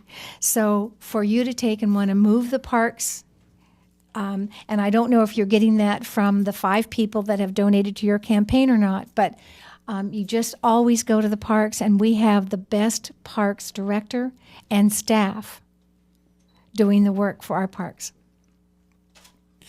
Do you have a response to that? I mean, it wasn't so much a question, but I'm asking him why he wants to tear it apart. Oh, I'm not going to tear anything apart. I like to build bridges, not blow up bridges. I'm a guy who wants to unite people, as I've already shown in my leadership abilities. I'm not going to tear apart anyone. I want to put the Parks Department in a place that can allow me, with the money that's saved, to have more parks workers. Who's out there cutting the grass in the parks, cleaning the bathrooms, emptying the garbage cans daily, picking up the hypodermic needles? It's not the director. It's the parks workers, and there's only 10 of them, Mayor. And if I have to, I will pick these 2 gentlemen up tomorrow and take them over to the parks workers and introduce you by name you don't to each and every one of them. I play ball 3 nights a week, and I will tell you, I know them intimately. Exactly. In the parks, yeah. So I do not want to tear anybody apart. I want to unite people. Okay, and then we'll give you the same opportunity. You get a question for Mayor Lent? Okay. My question for Mayor Lent is, recently we've had a federally funded grant that's come in for allowing us to redo the Pacific Avenue between 6th and 11th. $3 point something million. And the citizens went to the podium at City Council, and they've stated, we don't want to take up the parking of 4 parking spots in front of the post office on Pacific Avenue on the side of the street of the Kitsap Bank in order to have electric vehicle charging stations. Well, the mayor just recently bought a Nissan Leaf 100% electric vehicle, and so did our council president, Greg Wheeler. How many people do you know have these electric vehicles in Bremerton? Not many, in my opinion. 200. Not many people that I know have electric vehicles as much as the people who are in downtown with vehicles that run on gas. But we're going to take and tie up 4 parking spots. Well, the citizens were vocal. I was one of them. We said no to these grant funds being used for electric charging stations. Well, the council voted, and the mayor, the administration, the current director of our public works went ahead and still put in the infrastructure of $10,000 of our taxpayers' money, even though we said no. They did it on the downslide. May I answer? But we're going to be at City Hall this coming Wednesday night, and we ask that you come and unite with us. We're going to be vocal, and there will be people who will ask the tough questions that night. Okay, so let's be fair. They'll put that. I need you to put that into a question for. I get where you're coming, but I want you to put that in a question. Mayor, did you know anything about this? And if so, can you elaborate a little bit more? I certainly can, and it's the facts that have been that aren't correct. First of all, the grant was provided in 2010, and the design of the grant had the charging stations designed into that program. We were putting a new sewer, a water main, and that was designed in 2010 when the grant came in. That's when they started designing with the charging stations. You're right, we had several people. Todd wasn't the first to bring forward that they didn't want charging stations. And my leaf has nothing to do with having a charging station in front of the bank. We wanted to have enough parking when that street was finished so people going into the post office would be satisfied. So right now we have 4 parking places, 1 wheelchair and 3 other parking places in front of the post office. There are 3 that are on the other side. There are not 4. There are 7 with our new design because we put in angular parking. So there are 7 instead of 3 parking places. That makes up, we wouldn't have to even worry about the other side of the street. When the contractor began the work, and we said, if you're going to have the street dug up, why not put conduit in so if you ever want electricity down that street, it would be nice to have in the future. That street, we would not like to dig it up again to put conduit. We did not put charging stations in. We did not run the conduit to a charging station. We only put in conduit and the vault that contains it. We got a credit because we didn't put in the charging stations that offset the conduit, so it isn't a $10,000 over amount. And I believe for future in this city, Callow has been torn up 4 times, and it still doesn't have electricity down the street. So it would be absolutely remiss for me as a leader and a mayor of this city not to take advantage of having everything in that street once it's dug up so we don't have to dig it up again. Oh, yeah. No more digging up streets. So you Please, just not admitted, 11th. It's right in front of my house. So you just admitted we have a lack of leadership if the street's been dug up 4 times and the job hasn't been done right. This was back about 20 years ago or 25 years ago, so that lack of leadership has come and gone. Very well. Okay, so let's do this. I want to give you guys both a chance to wrap and just give your final thoughts on why you're the candidate, why you're the person that should be leading the city.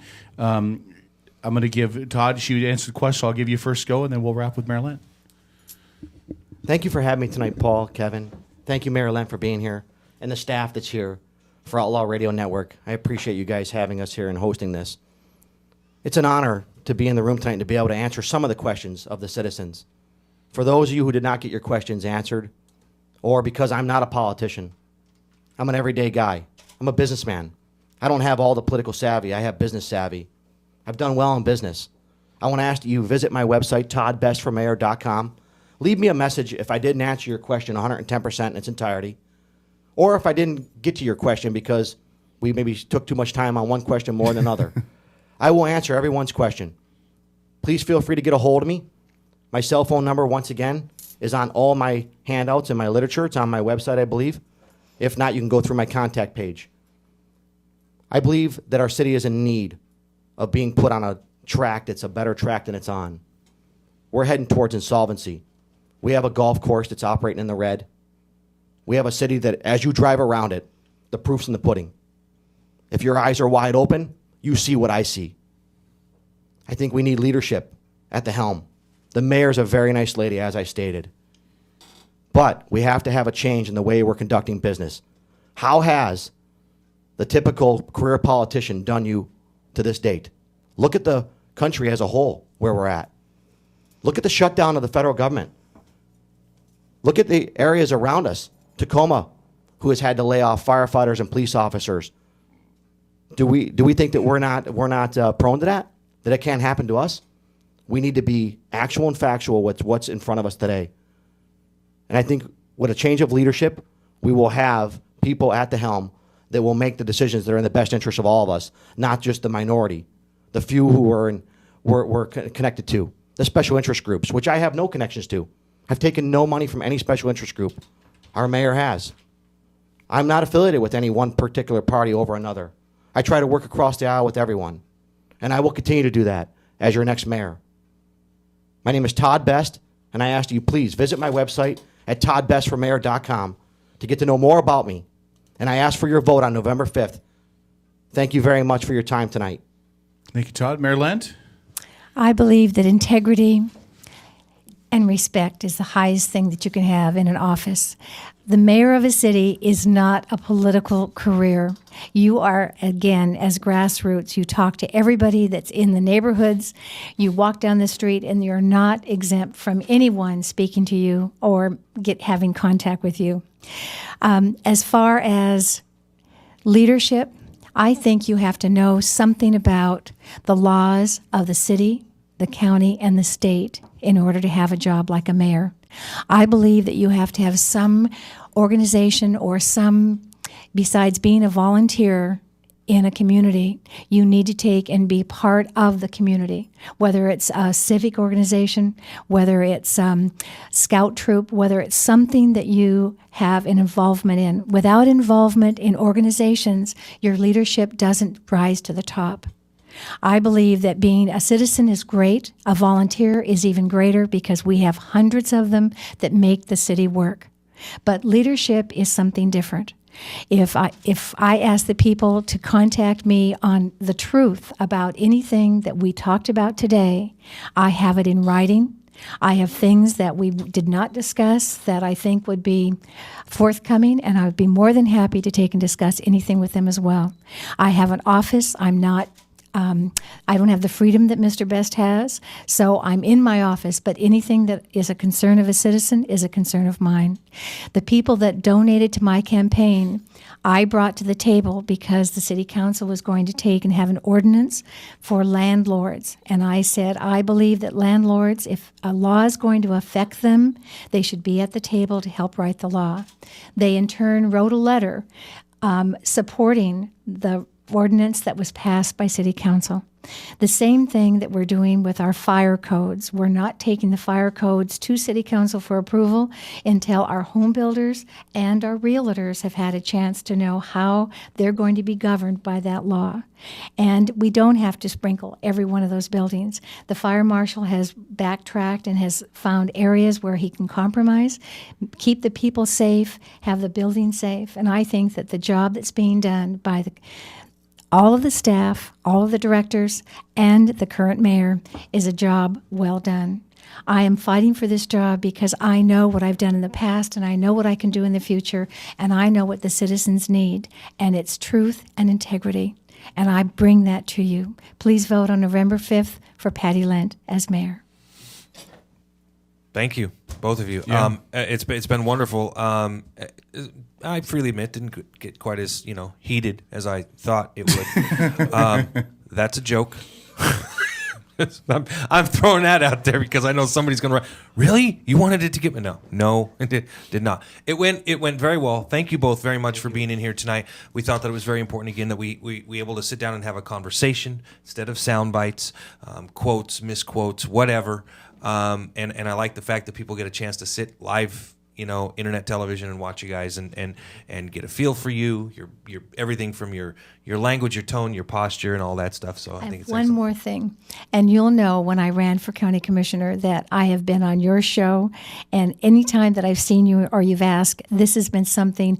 There's all kinds of people in our city, and they all have a different way of getting the facts out and of listening. And I think Outlaw Radio is one of those. When someone says, well, who listens to that? And I said, you'd be surprised. Yeah. So, Paul and Kevin, thanks for having us back. Yeah, thanks to both of you for coming in. Listen, it was a little bit of a pipe dream, I think, in the beginning, but you guys are both awesome. And thanks for giving up your time on a Sunday evening. I know that neither one of you have had dinner, so get out of here. Go enjoy dinner at one of the fine Bremerton restaurants. And to both of you, good luck on election night. We'll be in touch. I'd like to follow up with either one or both of you after the election results are in as well. And then whoever wins, plot that course going forward. And whoever's not, I want to find out what's next, or how else are you going to apply yourself within the city. I'm not looking at anybody because I don't want anybody who think who I'm talking about. But to both of you, thank you so much for some time. And Mayor Lent, on a personal level, you've been really forthcoming to come in to talk with us anytime. And Todd, you've been really good on working with schedules to come in with us as well. So I hope we keep the relationship going. Thanks. And thanks again to both of you for coming in. Thanks. Thank you, guys. We'll take a quick break. Stay down. See, it's radio. It's TV. People can see you. See, these are why these guys are running for office and not doing an internet podcast from their basement. That's right. All right, we'll take a break. When we come out of the break, Paul and I, Dick Cheney impression. That's right. From No, I didn't shoot you. When we come back out of break, Paul and I will put a wrap on the. You like the Dick Cheney joke? Paul and I will put a wrap on this. We'll also set you up for the 9 o'clock hour. We've still got some discussions to have about the shutdown. We've still got some discussions to have about the debt ceiling, and we have our NFL football picks to make in the next hour as well. One of us is winning. And it's not him. So stick around. I'm waiting for Strip to take us to bump. That's horrible. And we'll take our bump when we come back. More of the show. Thanks again. Bremerton Mayor Patty Lent, Challenger Todd Best. Best of luck to you. No pun intended. Best of luck to you in the election results when they come out in November. And again, just our deepest heartfelt thank yous for coming in tonight. Thank you so much. And guys. if you're a voter in the city of Bremerton, do your duty and vote. Yep. And if you don't vote, don't complain. All right, we're back after this. Outlaw Radio Network, edgemediasource.com.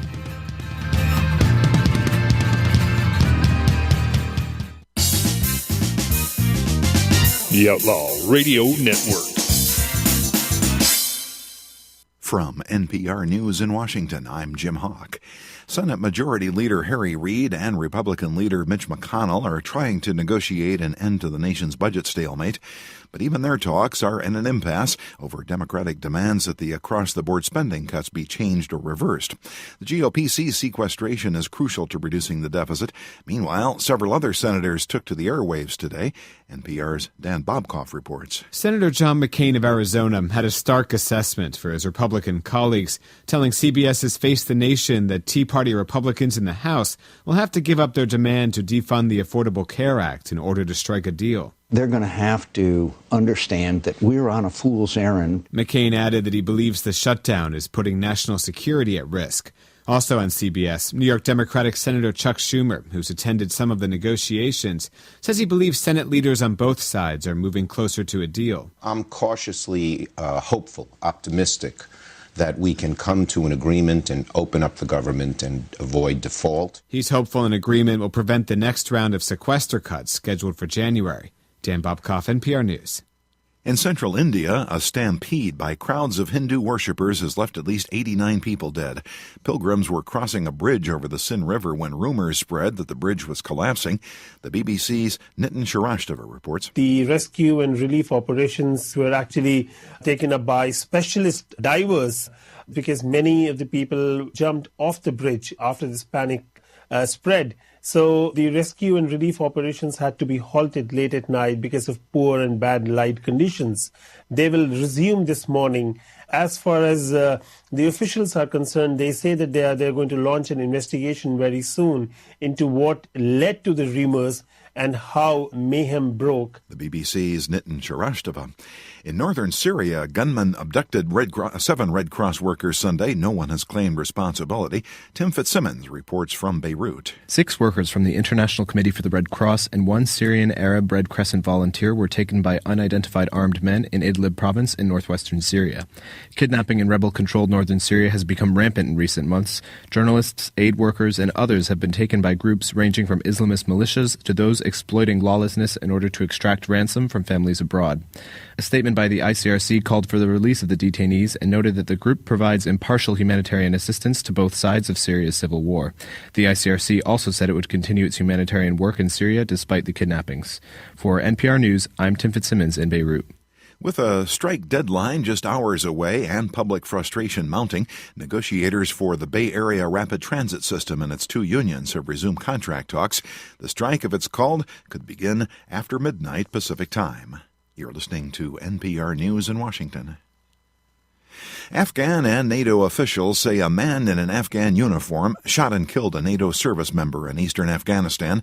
NPR's Sean Carberry reports. Afghan officials say the gunman opened fire during a training exercise at a base in eastern Paktika province. They could not confirm if the shooter has been captured or killed. A NATO statement says the incident is under investigation. Like NATO casualties in general, the number of insider attacks has dropped dramatically this year. If confirmed, this would be the 16th green-on-blue fatality in 2013, compared with 62 last year. The attack comes the day after the U.S. and Afghanistan announced a draft security agreement.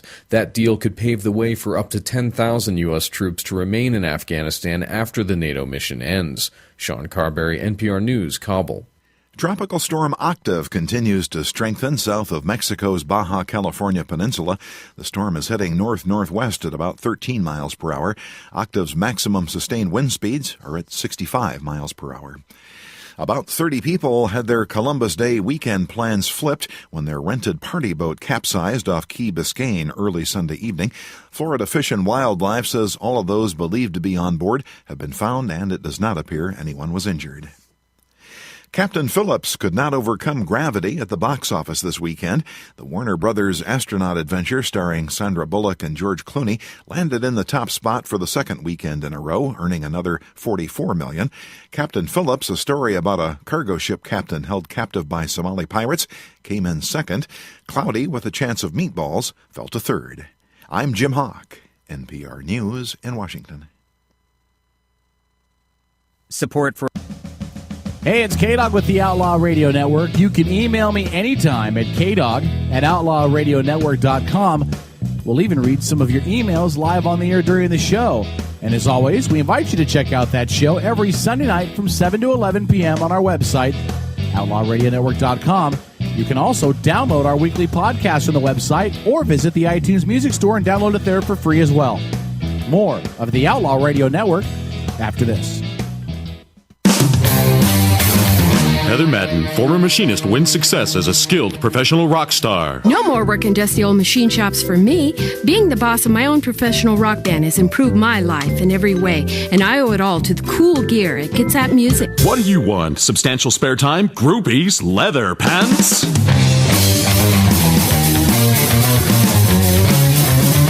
Use only certified cool products from Kitsap Music. Bremerton Bar and Grill is your new neighborhood bar and grill. At Bremerton Bar and Grill, they're an American-style, family-friendly restaurant that offers spectacular outdoor dining, happy hours twice a day, 18 draft beers, award-winning menus, and fast, friendly service. Need space for a private party? Reserve the Brad Johnson private dining room and dine in a real bank vault. Bremerton Bar and Grill, 190 Pacific Avenue, right across the street from the ferry terminal in downtown Bremerton. Getting married, entertaining clients, or maybe you're just having a bash with your friends. No matter the occasion, make sure you plug into the tunes with E&M Entertainment. There are tons of DJs out there, but how many of them want to get to know you beforehand so they can play your soundtrack at your event at your kind of price? It's more than just a great selection. E&M plays your great selection, and that makes all the difference. So call 425-971-8078. That's 425-971-8078 for E&M Entertainment. As Kitsap County's largest maintenance provider, Team Innovative in Paulsbo provides commercial and residential maintenance to hundreds of millions of dollars of local real estate. With services including parking lot maintenance and street cleaning to landscape and design, Team Innovative is committed to using a green approach and following a strong environmental conscience. Team Innovative Services, 697-6858, or visit them online at getinnovative.net. Team Innovative Services, get serious, get innovative.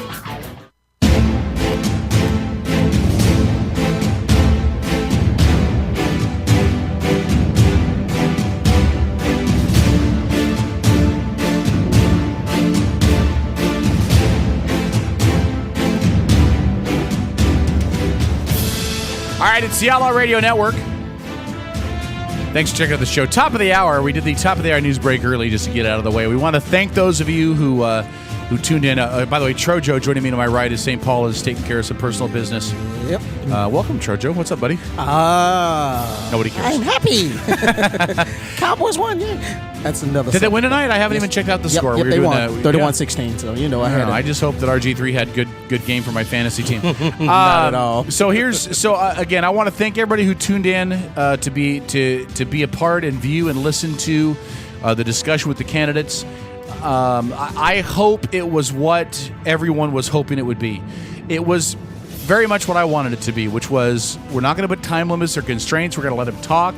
We're going to ask them some questions. The downside to that was, can I say this real quick? Absolutely. We had a mess of questions to ask from people on the Facebook page. We did not get through to all of them. And it's because we didn't give them a 30-second time or a 90-second time or any of that. We just said, here's the topic, go. And I want to give them both just a great amount of respect and gratitude for coming in. We don't have a dog in this fight. Paul especially, he doesn't even live in city limits. I do, and I'm going to vote, and who I vote for, I'll tell you guys when we get closer to the election. But for both of them to take time to come in on a Sunday evening to talk with a bunch of guys doing a radio show out of a house when they didn't have to. They could have given us the finger and said, screw it, we're not doing it. You guys aren't real media. And instead, they respected what we're trying to do, and they respected our listeners, which is more important to me than anything. You know, we've built this over 5 years. We've got a really good core following, and for both of them to say, what you guys do is important, who you speak to is important, we want them to hear the word of what we have to offer the city of Bremerton. I could not be more happy for both of them. And so I thank them, and I thank you guys for being a part of it. Absolutely.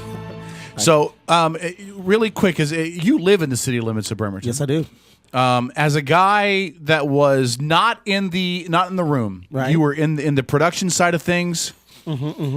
What were your thoughts? Did you come out of this with an idea in mind of what you were expecting? Did they give you something to tilt your vote either way? Without saying necessarily who you're going to vote for, just what were your impressions? My impressions of them, they gave up great. They both gave great impressions of what they really truly believe in to help the city. Especially during this time where everybody's going through the furloughs and a lot of people are going to be going through some struggles. So, when they spoke on what they feel is going to be able to help the city, I just felt that not going to say it swayed my vote either way because everybody know I'm not the political person. I just feel the vote. But I got to tell you, I actually enjoyed listening to them. Both ways. I think it was awesome just to listen to them just talk and get away from talking points and sound clips. I think that was the best part. I'll also tell you that there's a very big difference. When Patty Lent ran against Will Maupin 4 years ago, it could have been argued that they really had kind of the same vision, right? Will Maupin, longtime city council member. Patty Lent had been a county commissioner before. She was stepping in the gap left by Bozeman. People could have argued they were both six of one, half dozen of another. Maybe some subtle nuances between the two, but both people firmly implanted in our community. They have an experience politically. These two that you saw before you tonight, Todd Best, Mayor Patty Lent, you can't argue that they are the same cutout ilk. Cannot. They are addressing this from two different angles. Mayor Lent, I will, and if I'm wrong, I apologize. Mayor Lent is following the normal political ideas about how you handle your budget, how you handle your staffing, how you handle all of that. She's taking what I would consider a traditional approach. Yes. Now, whether or not you believe that's worked or not, that's a decision for you to make when you vote. Todd wants to totally change the paradigm. He wants to change up how the mayor is addressing things. And so the question is whether or not, one, you think that as Patty has done things, as Mayor Lent has done things, that she's done a credible job and is worthy of the vote, or do you feel like that Todd has really caught the hornet's nest and that somebody needs to come in here and rattle this stuff up, and then he's the guy to do it? To be honest with you, I can come up with a dozen reasons why each one of those are good and each one of those are bad. Mm-hmm. It's going to come down to how you vote when you get that ballot. And by the way, ballots go out, I believe, on the 18th of this month. Mm-hmm. Mm-hmm. So, only thing I just want to encourage anybody, I don't care. It doesn't matter who you vote for. Just get out and vote. Yes, period. Your vote does count. Yeah, I'm not very political. Everybody know that, but I do vote. And I will say this as well about both of the candidates, and I know this from dealing with Mayor Lent for this show, and I know this for Todd on how he's done just as an activist in our community. They are both tremendously available. Yes. If you have a question for Mayor Lent, you can call her office. Elaine is her secretary. She's a wonderfully nice lady. She will work with you to get you in contact with the mayor so that you and the mayor can discuss whatever questions you have. Todd Best, the exact same thing. Listen, he gave out his personal cell phone number earlier to Mikey to call to. He wants to help work on the parking issue that we talked about earlier. Mm-hmm. Both of these, neither one of these guys are hiding from you if you want to ask them questions, and I would encourage you to do that. Listen, the worst thing you can do is not to vote. The second worst thing you can do is to vote ignorantly without really knowing what you're voting for. And I recognize the name.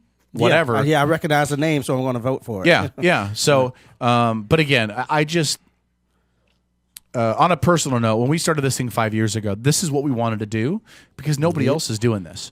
And so we hope that you enjoyed it. We thank you for being a part of it. Let's switch gears really quick. And I think Paul's in production and just ignoring us. I don't know. He just might be. He just might be. So the deal is this.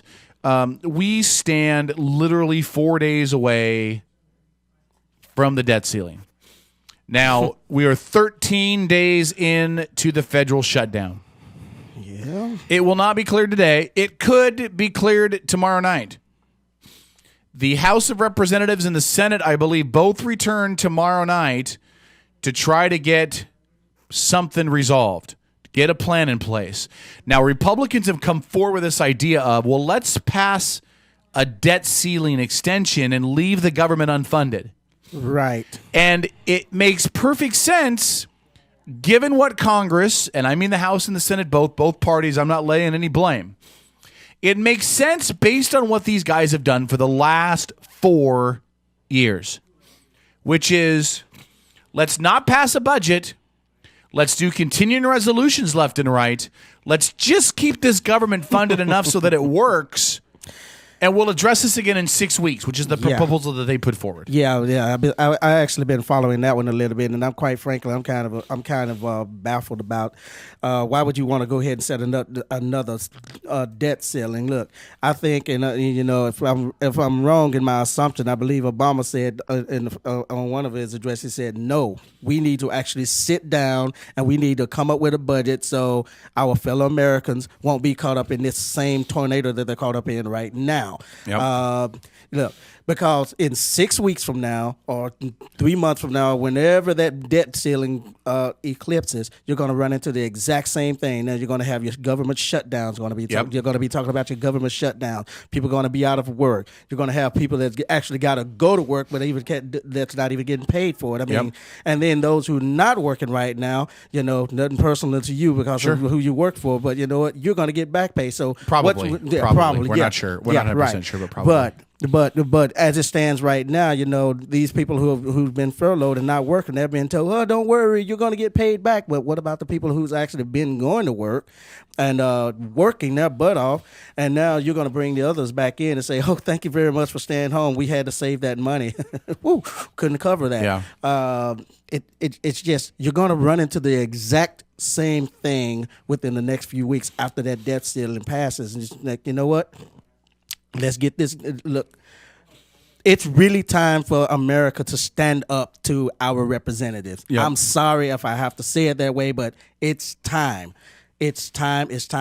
You are elected officials put in office to represent the people.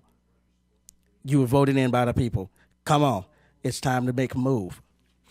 Yeah, no, I totally agree with you. And here's the other thing that people need to think about when they think about this 6-week showdown, the 6 week idea that's being floated.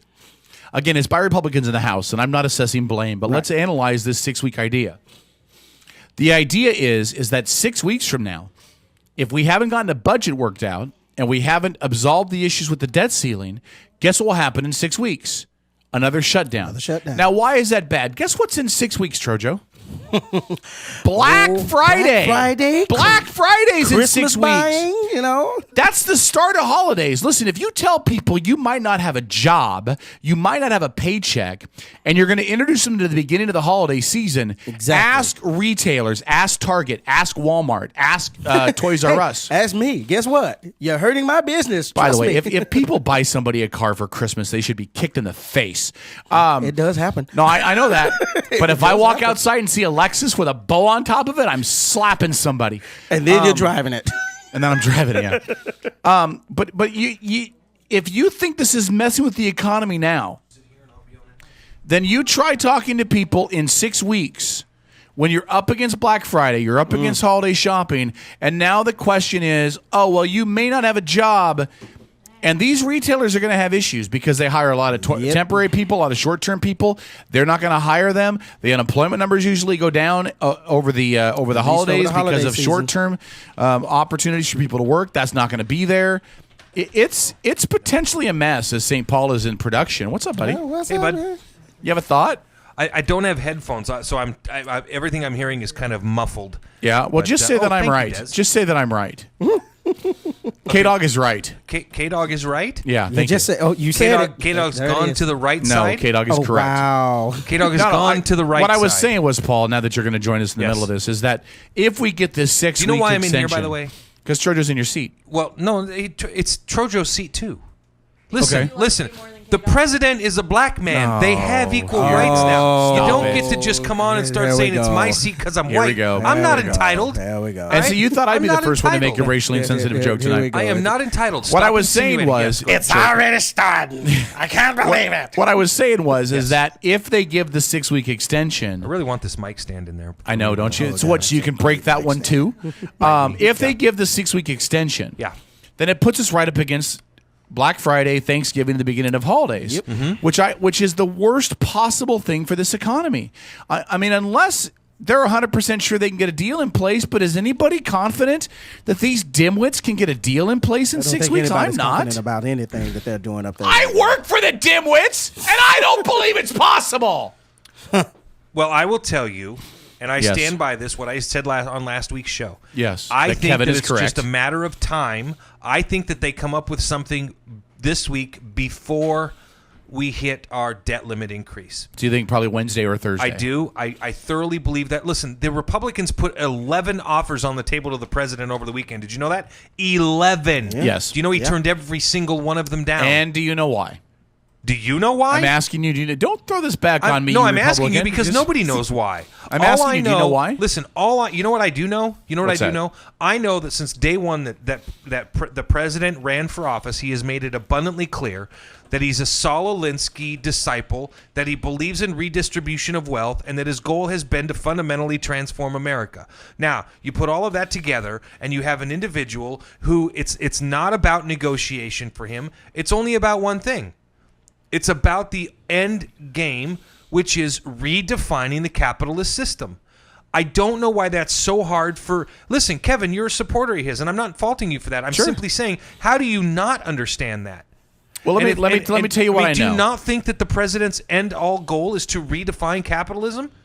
Because that every single step the man has done, including refusing to negotiate with the Republicans over the debt ceiling and the issues on Obamacare and everything else, everything that he has done leads to that ultimate conclusion. Okay, How do you now- deny that? Well, first of all, hold on. Let's analyze a couple of the things that you're saying here. Sure. Do I believe he's trying to redefine capitalism? I might give you that in regards to the discussion about Obamacare, because there's a requirement essentially for people who don't have insurance and have to buy insurance. It's the federal government. We've discussed that. I would agree on that extent. But in regards to questions about restoring the federal government and the debt ceiling, that has zero to do with capitalism and has everything to do with the representative republic that we live in and the fact that these dimwits cannot pass a bill. Yeah, that is completely wrong. You think the debt ceiling has nothing to do with capitalism? No, it has to do with capitalism, but the passage... You just said it didn't have anything to do with capitalism. No, but the passage of this has zero to do with capitalism. Yes, it does. No, it doesn't. It has everything to... Listen... I'm going to read you something off of CNN. I'm going to fundamentally transform your thought process. I'm going to read you something on CNN. Go ahead. And I want to read this, and I want you to count to 5 before you respond, because I want this to sink in. No, I want this to sink in before you reply. Are you ready? Yep. This is off of CNN. 1. Reid said Saturday. 3. Listen. Reid said Saturday that the plan that Collins, Susan Collins, was Republican assembling is no longer on the table because Democrats said that it treated reopening the government as a concession. Okay? Word games. Yeah. Reid continues to demand that any plan include a clean bill, one that raises the debt limit and reopens the government with no strings attached. So that is an illustration of Democrats being douchebags, okay? Oh, it's a concession? Never mind. However, Republicans objected to the prospect of being floated over the weekend for this forced spending cuts at notice sequestration. They don't want those to be rolled back under any eventual deal. So on one hand, you have the Democrats saying, well, we're going to play word games. On the other hand, Republicans are essentially saying, leave sequestration in place. Yeah, because you understand there's a second round of sequestration cuts coming. Yes, I do. Okay.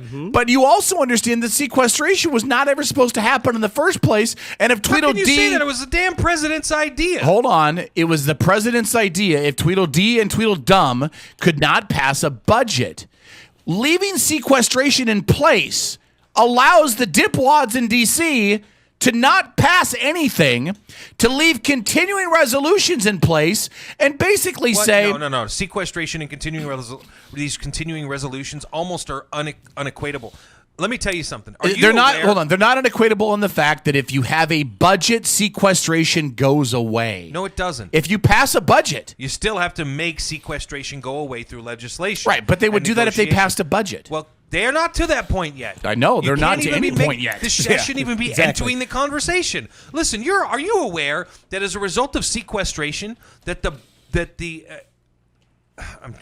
don't want to quote the wrong number, so I'm going to paraphrase. And Don Manning, don't start sending me data. By the way, Don was listening to the show earlier. Oh, I'm sure he was. We love you, Don. I'm sure he was. And I apologize that one of Don's questions I was not able to get to. We do apologize. We try to get to as many as we could.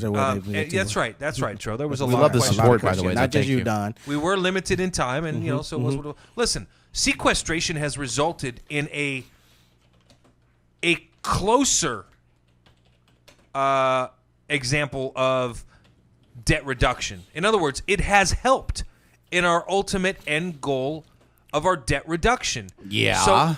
So yeah, it has. I'm going to get you in a minute. Go. You can get me all you want, but you can't. You don't get to pick and choose your own facts, Kevin. No, I'm not picking and choosing any facts. Yes, I know okay. As a Democrat, that is appealing to you. Let me acknowledge that you're correct and then rip you to shreds for it. Yes. Ladies and gentlemen, sequestration has done exactly what Paul said. It reduced the deficit in the budget. However, it did it in a ridiculously stupid way that will not work for the next 9 years, which, by the way, sequestration is not a 1-year plan, folks. That's right. It's a 10-year deal. And in the first year it worked. Thank you, President Barack Hussein Obama. You put Hussein in there just to stir passion, don't you? Wow. I'm sorry. Do you have a problem with the man's middle name? It will not work in year 2. It will not work in year 3. It will not work in year 4. His middle name. Every single year, it will cut I didn't give him the budgets more. And here's the problem. God, man. Muslim father. Here's the problem. From Kenya, you're going to go to Kenya now? Slow down, man. Slow down. Good God. By the way, can I share this really quick? I talked to somebody earlier this week about what happened with the fact that Obama went after the Al-Shabaab or Al-Shabaab bombers. Whatever, I don't care. They're a terrorist. They don't deserve me to say their name correctly. The boobs? Listen, if you're a terrorist, I'm not going to pronounce your name correctly. Get over it. Call them the boobs for short. And so I don't remember even who I was talking to. We were love talking boobs. about it. You don't want to call them that. We talked about how Obama went to Kenya to try to get the Al-Shabaab leader. You know what their response was? Well, he feels a responsibility to Kenya because it's his homeland. Stop! He's not from Kenya. Dummies. Who anyway, said that? I don't remember who it was. It was somebody I was talking to the bar on Friday. Listen, you put enough tequila in somebody's mouth, they'll say stupid stuff. First of all, the only thing that I will say with regards to that is the president's own wife, that's Michelle, the first lady. Yes, yeah, Michelle Obama. Actually said he was from Kenya. Or, I'm sorry, she said Kenya was his home country. She was talking heritage, dude. She was talking lineage. lineage. She's still. It's not Okay, that's just like saying just because I'm Native that's American. Just like saying, I'm not saying he's from Kenya. Right, but that's just like saying Ethiopia is my home country. Okay, I've never been there. Really? You kind of bet to be. No, I'm just saying. I'm just. But that would be the same. Shouldn't you be a lot skinnier? You look pretty heavy for an Ethiopian. Well, I got out of the country. I got out of the country early in life. Early in life. You know. Listen, Yeah, Paul. Hey, Kevin, we got a call.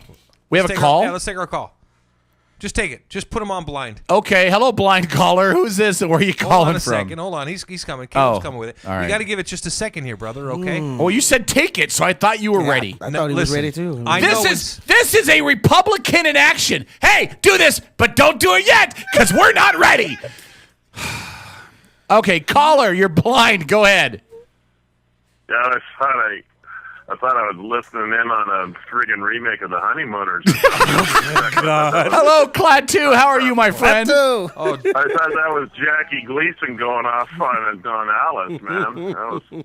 That was good. Alice needed to learn. Alice needed to learn when to be quiet. St. Paul. When you went off camera and were gone for a couple minutes, were you like smoking opium or something? Don, you gotta get Came back a little darker than Calling up and busting my balls is a bad pastime, brother. Okay, well, you guys, I hear you taking shots under your breath at me, and I'm not there to defend myself, but that's not why I'm calling in. I mean, you're talking about, I think you brought up this Susan Collins thing, and, you sounded like you were all indignant about Obama not going for it. For her, and I think Joe Manchin had something to do with it too. It was like a 23-page bill, but essentially all it was doing was, raising the debt limit till like January and opening up the government until March. Yes, that's correct. Have you ever heard the phrase used by any Republicans about kicking the can down the road? Absolutely. That's like kicking it down to the end of the driveway. Yeah, that's right. Yeah, so why should he go for that? I mean, the things that are being screwed up right now, number one, the shutdown of the government, and then all of a sudden everybody's all indignant about the park shutdown and Don, you're the World War completely II monuments. They want to pick and choose what they want to leave open and make themselves look like heroes. It's ridiculous. I know, There's and you no Tea Party precedent for people, Don. It should never happen. Don, you teabaggers are horrible, man. Why would you? No, listen, I get what you're saying. Listen, a lot of Tea Party guys like myself have been saying all along that's a bad idea. You can't just kick the can down the road. So I mean, it's nice to see you've come around to the right side of the fence. Well, I don't know about the right side, but I've asked you before, and you never have given me an answer, none that I heard anyway. What Tea Party do you belong to? The Mandarin. Oh, that one. The Mandarin. The Mandarin Tea Party? Chinese Tea Party. Is there a Tea Party in China? No, we're trying to keep the Mandarin Chinese out. They own all of our debt, man. Are they facing Iron Man? No, we still don't know. What Tea Party do you belong to? Yeah, Don, you're getting a little personal now. You're getting a little personal. Well, I mean, you're always talking about the Tea Party, this and that. There's like 5 different Tea Parties. Okay? There's Tea Party Express, there's Tea Party National, there's Tea Party Patriots. Which one of those Tea Parties are you carrying water for? The umbrella. Okay, so you hold that over the Koch brothers when they write the letter telling everybody to back off and open the government up again. Don, you got to stop. Don, you got to stop that. Don, you got to stop that? If you want to maintain credibility, you got to stop that. Because I could sit here all day long and go, yeah, how's your George Soros talking points coming for you? Listen, you can throw those kind of stuff. You can throw that stuff out all day long. Maintain credibility. The Koch brothers don't deny that. I don't give a shit about the Koch brothers. I've never met them, and I've never taken a dime from them. So it doesn't do you any good to bring them up. I don't care about the Koch brothers. You know what I care about? I care about the Constitution. I care about my kids and my grandkids having a future. I care about the debt not being so big that it's going to fall to 2 and 3 and 4 generations deep to pay it off. That's what I care about, Don. I care about a United States of America built on the values of the founding fathers that made this country strong to begin with, Don. That's the values that I care about, and I think a lot of other Tea Party people do as well. So I'm sorry that if you somehow find that offensive, or to you that means that I'm suddenly some Koch brothers dealer. I don't know what I can't make sense of what it is that you're trying to make here, Don. Fill me in. Help me out. Help me understand. Listen, instead of making a speech that you should have been bringing up the Star Spangled Banner behind you while you were talking. I mean, all the flag waving and jumping up on a soapbox. I mean, let me pull a couple nails out of your hands for you. I mean, I asked you a okay, simple Don, that was question. Good. That was funny, Don. That was good. I asked you a simple question. Which Tea Party do you belong to? Don, because it's an insulting question. Don, it's an insulting question. Sponsor the Tea Party. It's an insulting question, Don. I'm telling you straight. It's an insulting goddamn question. Well, it's about as insulting as you inferring that I'm not an American because I don't agree with you. I never inferred that. I never in any way, shape, or form ever inferred that, Don. And again, that's insulting. Why did we just listen to that big speech? Because clearly you needed to hear it. I'm trying to talk about issues, and then it's like if somebody doesn't agree with you, the voice of reason, all of a sudden we got to listen to a speech.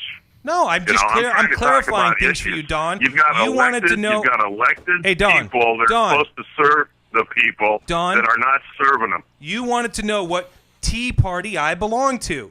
Okay? Right. There's no Tea Party that I belong to. The Tea Party is a methodology. It's a line of thinking. Yeah, there are political elements to it. The Tea Party as a whole just simply stands for taxed enough already. That's all it stands for, Don. Yeah, there are lots of different factions. It's like saying, well, I'm a Christian. Okay, fine. Are you Lutheran? Are you Protestant? Are you Catholic? That's what I'm getting at, Don. It's like being a Christian. I don't think any of those are sponsored by the Koch brothers and the Heritage PACs. Right, Don. So I don't know what you're reading or not reading, but it's not a secret that within the last 3 or 4 days that the Koch brothers released a statement pushing themselves away from making a stand on shutting down the government, because I'm sure you've noticed that the markets are being affected. They're going to be affected greatly. Yes. The country's been affected. We've lost millions and millions and millions of dollars in all different kinds of ways, shapes, and form because of this friggin' circus over the Affordable Care Act. Nothing else. Not anybody's ideology other than what's driving them to be assholes and to screw up the process that we use in this country. That's the problem. All this other crap is just smoke and sparks. The fire is that they don't like the dude that's in the White House. They've been plotting to stand up against him if he said the sun gave us light during the day. If he says white, they say black. That's the way it's been since day one. And now we're all going to get to suffer as we are now because of this BS where they're not doing their jobs. Government's the bad people. The minorities are the bad people. The welfare people's the bad people. The unions are the bad people. Everybody's the bad people. The bad people are these clowns that we voted into office that aren't doing what they're supposed to do. And can I second that really quick, because I do completely agree with Don on that point, which is what point he may again.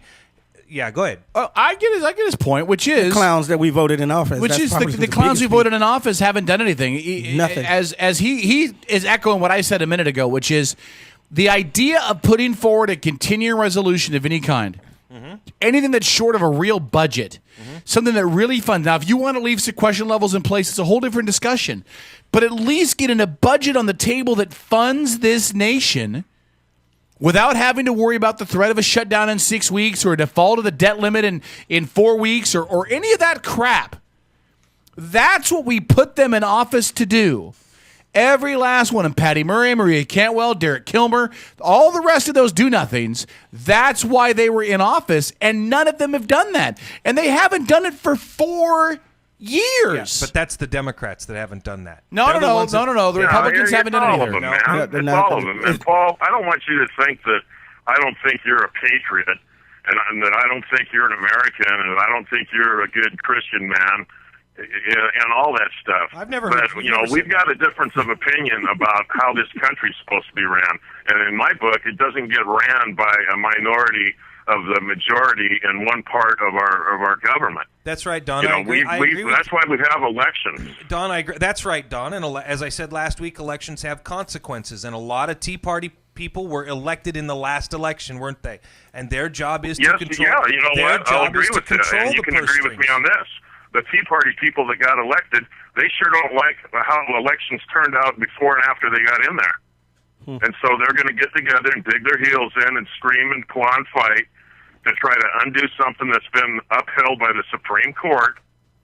Okay, Don, that's a misnomer. And they want to shut down government over that. And they're all high-fiving about it. And Michelle Bachmann, I've seen so many happy faces now, blah, blah, blah. Well, I bet there's some happy faces standing in a few soup lines that you haven't looked at.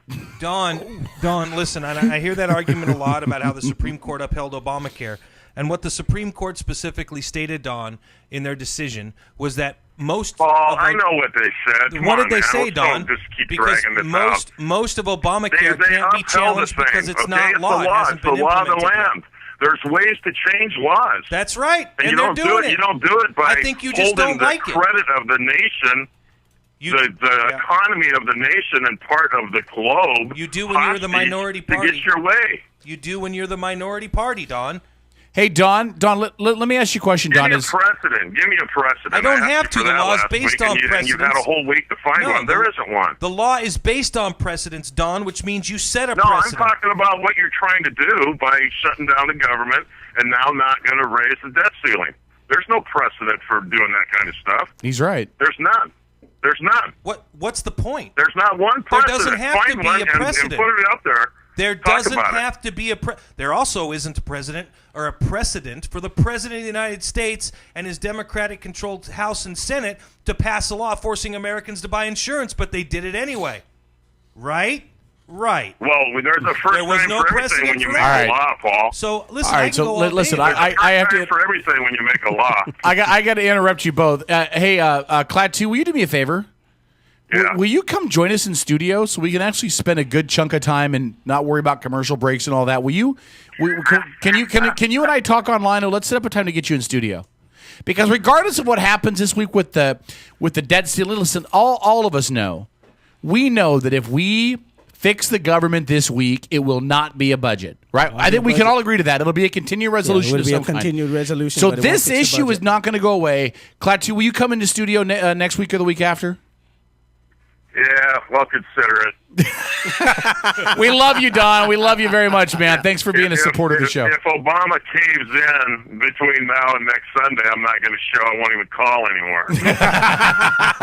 Hey, by the way, I want to see the government open up again, and I want this debt ceiling crap to get handled like it's been handled the previous 40 sometimes. Hey, by the way, and get down to the real issues and go through legislation the way you're supposed to go through to fix this stuff. And when you're talking about a budget, I mean, right now the sequestration has us down to Paul Ryan budget levels, for crying out loud. How can we not be closer to a budget now? We just cut off Egypt. They're like number 2 or 3 foreign aid country in the world with us. Right on. Where's that though? You know, I mean, nobody talks about that. And then one other thing, I just want to give kudos. You mentioned the terrorists.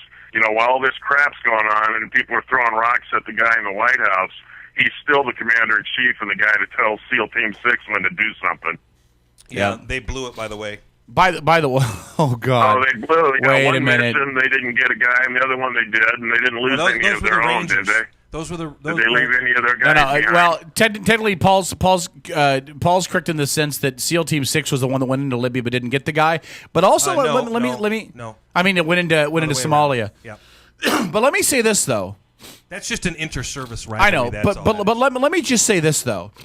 If you're Obama and you're going to assign a mission that's not going to work, that was the way it doesn't work. You get your troops out, you don't lose anybody. You don't Jimmy Carter it and crash helicopters into each other in the middle of the Iranian desert. Jimmy Carter wasn't flying any of those choppers. That's right. Right. But what I mean is you have a plan in place that if it goes wrong, you get your men out, your men and women out, no casualties. You assess the risk and you get them out. You're the commander in chief. The buck stops right on your desk. Yeah, that's the only. I understand all that. I just, for me personally, whether it's Jimmy Carter, Barack Obama, or George W. Bush or George H.W. whatever, I don't think the president gets credit for giving an order to go, and he doesn't get the blame if it fails. It all falls on those military men and women. God bless them if they fail. But they're following orders. All right, we don't have Bruce Willis and Arnold Schwarzenegger out there calling the shots. Which is a damn shame because Arnold needs a job now. Yeah, I mean, a lot of people think we do. That's how it all works. But newsflash, the president's the one that pulls the trigger. All right, let's do this. We got to go to break. Don, you and I talk in the next day or two. Let's get you in studio, man. We love you. Thanks, man. Right. Yeah, good show tonight too, by the way. Thank you very much. My good question. Hey, do me a favor, will you? Next time you're driving around town, because I know you're in the South End, stop by and say hi to Matt at Carter's Chocolates. I stopped in the other day. I had the orange chocolate chip ice cream. I'm going there. That's just bad, man. That's amazing, man. I'm going to go there every day, every Sunday after church. Ice cream? Orange chocolate chip. Well, I'm thinking that you were talking about going on a diet, and I was thinking if you and I swap like profile photos, fully clothed, of course. Put her on each other's refrigerator, maybe blowing a kiss or something. We might lose some weight. There you go. All right, man. Thank you, Don. We love you. All right. Excuse me. Let's take a break. We come out of break. We'll get Paul back in his rightful spot in studio. We'll get Trey on the microphone. Rightful spot again. It's your chair. Not no longer here. Let me just because I'm white, I'm not entitled. Let me explain this. You're just trying to keep the black man down. Listen, let me explain this. I don't care who it is. This is my chair. Okay? When I come in to host my show, I get my chair. You might take it out there in production. I will evict somebody out of my chair. Except for Patty Lent, because I think she could take me. All right, we'll take a break. Football picks are next. I have to be honest. Todd Best could probably take me to as a firefighter. I got to be fair. Stick around. Outlaw Radio Network, Edge Media Source. NFL picks are next. Guess who's leading the pool? Not this guy.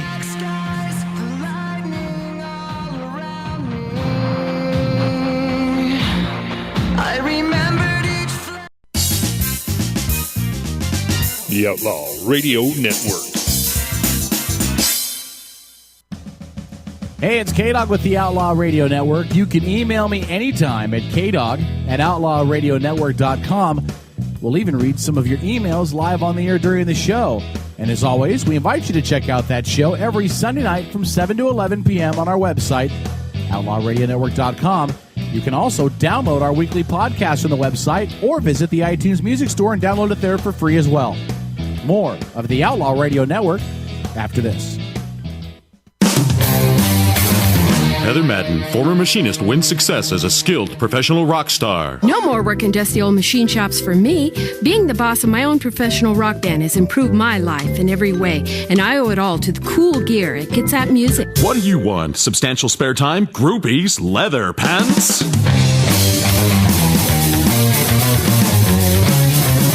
Use only certified cool products from Kitsap Music. Bremerton Bar and Grill is your new neighborhood bar and grill. At Bremerton Bar and Grill, they're an American-style, family-friendly restaurant that offers spectacular outdoor dining, happy hours twice a day, 18 draft beers, award-winning menus, and fast, friendly service. Need space for a private party? Reserve the Brad Johnson Private Dining Room and dine in a real bank vault. Bremerton Bar and Grill, 190 Pacific Avenue, right across the street from the ferry terminal in downtown Bremerton. Getting married, entertaining clients, or maybe you're just having a bash with your friends. No matter the occasion, make sure you plug into the tunes with E&M Entertainment. There are tons of DJs out there, but how many of them want to get to know you beforehand so they can play your soundtrack at your event at your kind of price? It's more than just a great selection. E&M plays your great selection, and that makes all the difference. So call 425-971-8078. That's 425-971-8078 for E&M Entertainment. As Kitsap County's largest maintenance provider, Team Innovative in Paulsbo provides commercial and residential maintenance to hundreds of millions of dollars of local real estate. With services including parking lot maintenance and street cleaning to landscape and design, Team Innovative is committed to using a green approach and following a strong environmental conscience. Team Innovative Services, 697-6858, or visit them online at getinnovative.net. Team Innovative Services, get serious, get innovative. Good evening. My name's Wayne. Some of you may have seen me before. I've been kicking around Hollywood a long time. You're listening to the Outlaw Radio Network. OutlawRadioNetwork.com. Because I think it's the best thing of its kind that's come along. And I hope you'll agree with me. It's honest, it's adult, it's realistic.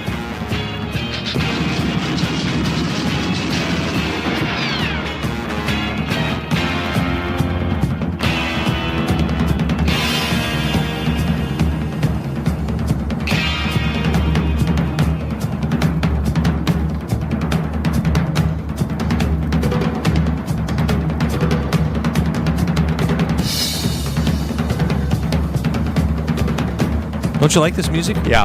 Doesn't it make you feel like you're in a surfing movie with Annette Funicello and Frankie feel like Avalon? I'm visiting the deep African Congo. There you go with the racist stuff again. No, it's kind of the black man's got to get out of the white man's chair. You're a jerk. Didn't he? Testing 1 2. Testing 1 2. Didn't he, Tro?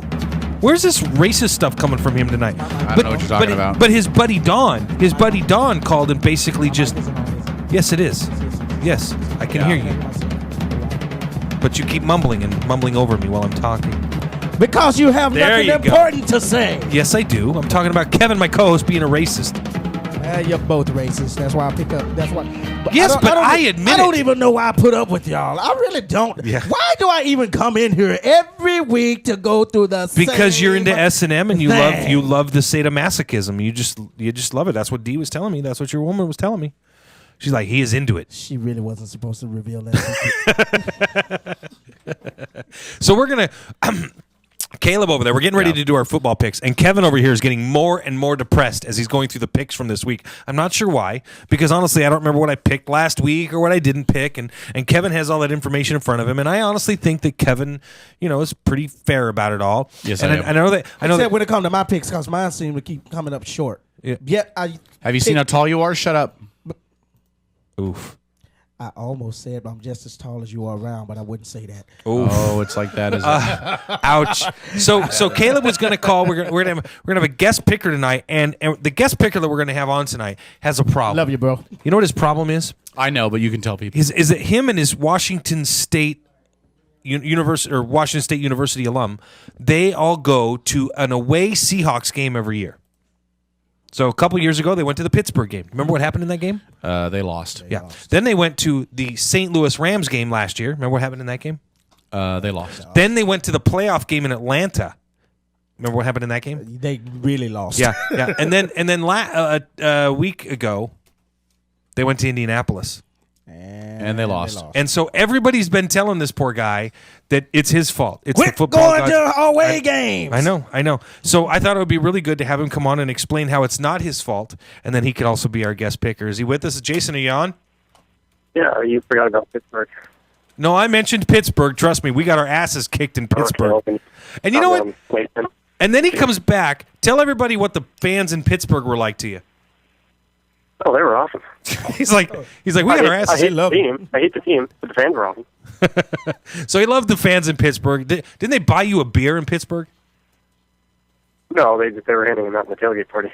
Oh, they were just handing them out. Hey, talking about being in the right place at the right time, right? Seahawks fans, give them a beer. So are those the only games that you've gone away to so far? Because you guys are starting this tradition, right? So you've been going for 3 years now? So far. Yeah. You got one picked out for next year? Yeah, it's going to be a win in San Diego. It's going to be a win in San Diego. I like the attitude. Kevin, now you've been an adamant defender of Jason's. You're saying, the rest of us are all jerks for blaming Jason and his buddies for going to the away games. But he's the only second one there. It's your guys' fault. I'm trying to be positive about it. It's your negativity that's overriding it. There we go. So Kevin is tallying up the picks from last week. Now, did you get a chance to watch the Seahawks game today? Part of it. I had my grandma's birthday party. Oh, that's right. That's right. They planned his grandmother's birthday party for 1 o'clock today. Yeah, your grandma needs to be fired. How you gonna fire his grandmother? It's simple. You just fire her. Grandma, you're fired. So here's the deal. Let me give out the results really quick. Can I do this real quick? Give out the results, and then so here's your week 6 results in the NFL pick contest. Yeah. Now coming into today's game, here's where things to this weekend's games. Excuse me. Here's where things stood. I had a 4-game lead over Paul in first place in the picks contest, and a 11-game lead over Trojo because I'm that damn good. No, I'm just sucking with my picks. Let's just say that K-Doggy increased his lead. In last place this week was Strip. Now, I would feel bad for the guy who was attacked by the orangutan. However, he picked Jacksonville to beat Denver. Therefore, he loses all credibility. In third place, Trojo had 9 wins. There was 12, 13, 14, 15, 16 possible. Okay. So 9, because we have the double down. So 9 for Trojo, 10 for St. Paul, and 12 for K-Dog, because I'm that damn good. So that means it pushes out my lead. You got a 6-game lead, right? Over Paul to 6, and 14 now over Trojo. All right. All right. Let's get to you got your music ready to go? I don't have my music ready to go. I'm just but queuing I will up, in a people. I second. promise y'all I'm going to come from behind and win this So thing. Jason, all we're going to do is here we happen. go from person to It's gonna person, happen. and we pick each game coming up this week, so you're our official guest picker for this week. Okay. All right. So is my laptop ready to go there, Strip? Oh, I hear the hum. That means it's ready to go. Kevin likes hummers. Shut your mouth. All right, here we go. It's time for this week's edition of the pick contest. You don't have my laptop hot. Probably mine. Yeah, unmute the other one. He's like, over there looking at you like going, I had brain surgery. Yeah, no, it's not going to work. Okay, we won't have any music tonight then.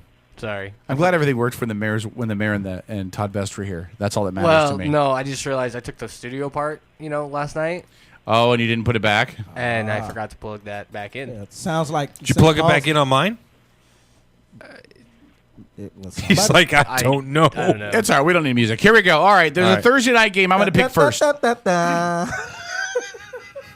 We're the Cowboys. Okay. That's right. Here we go.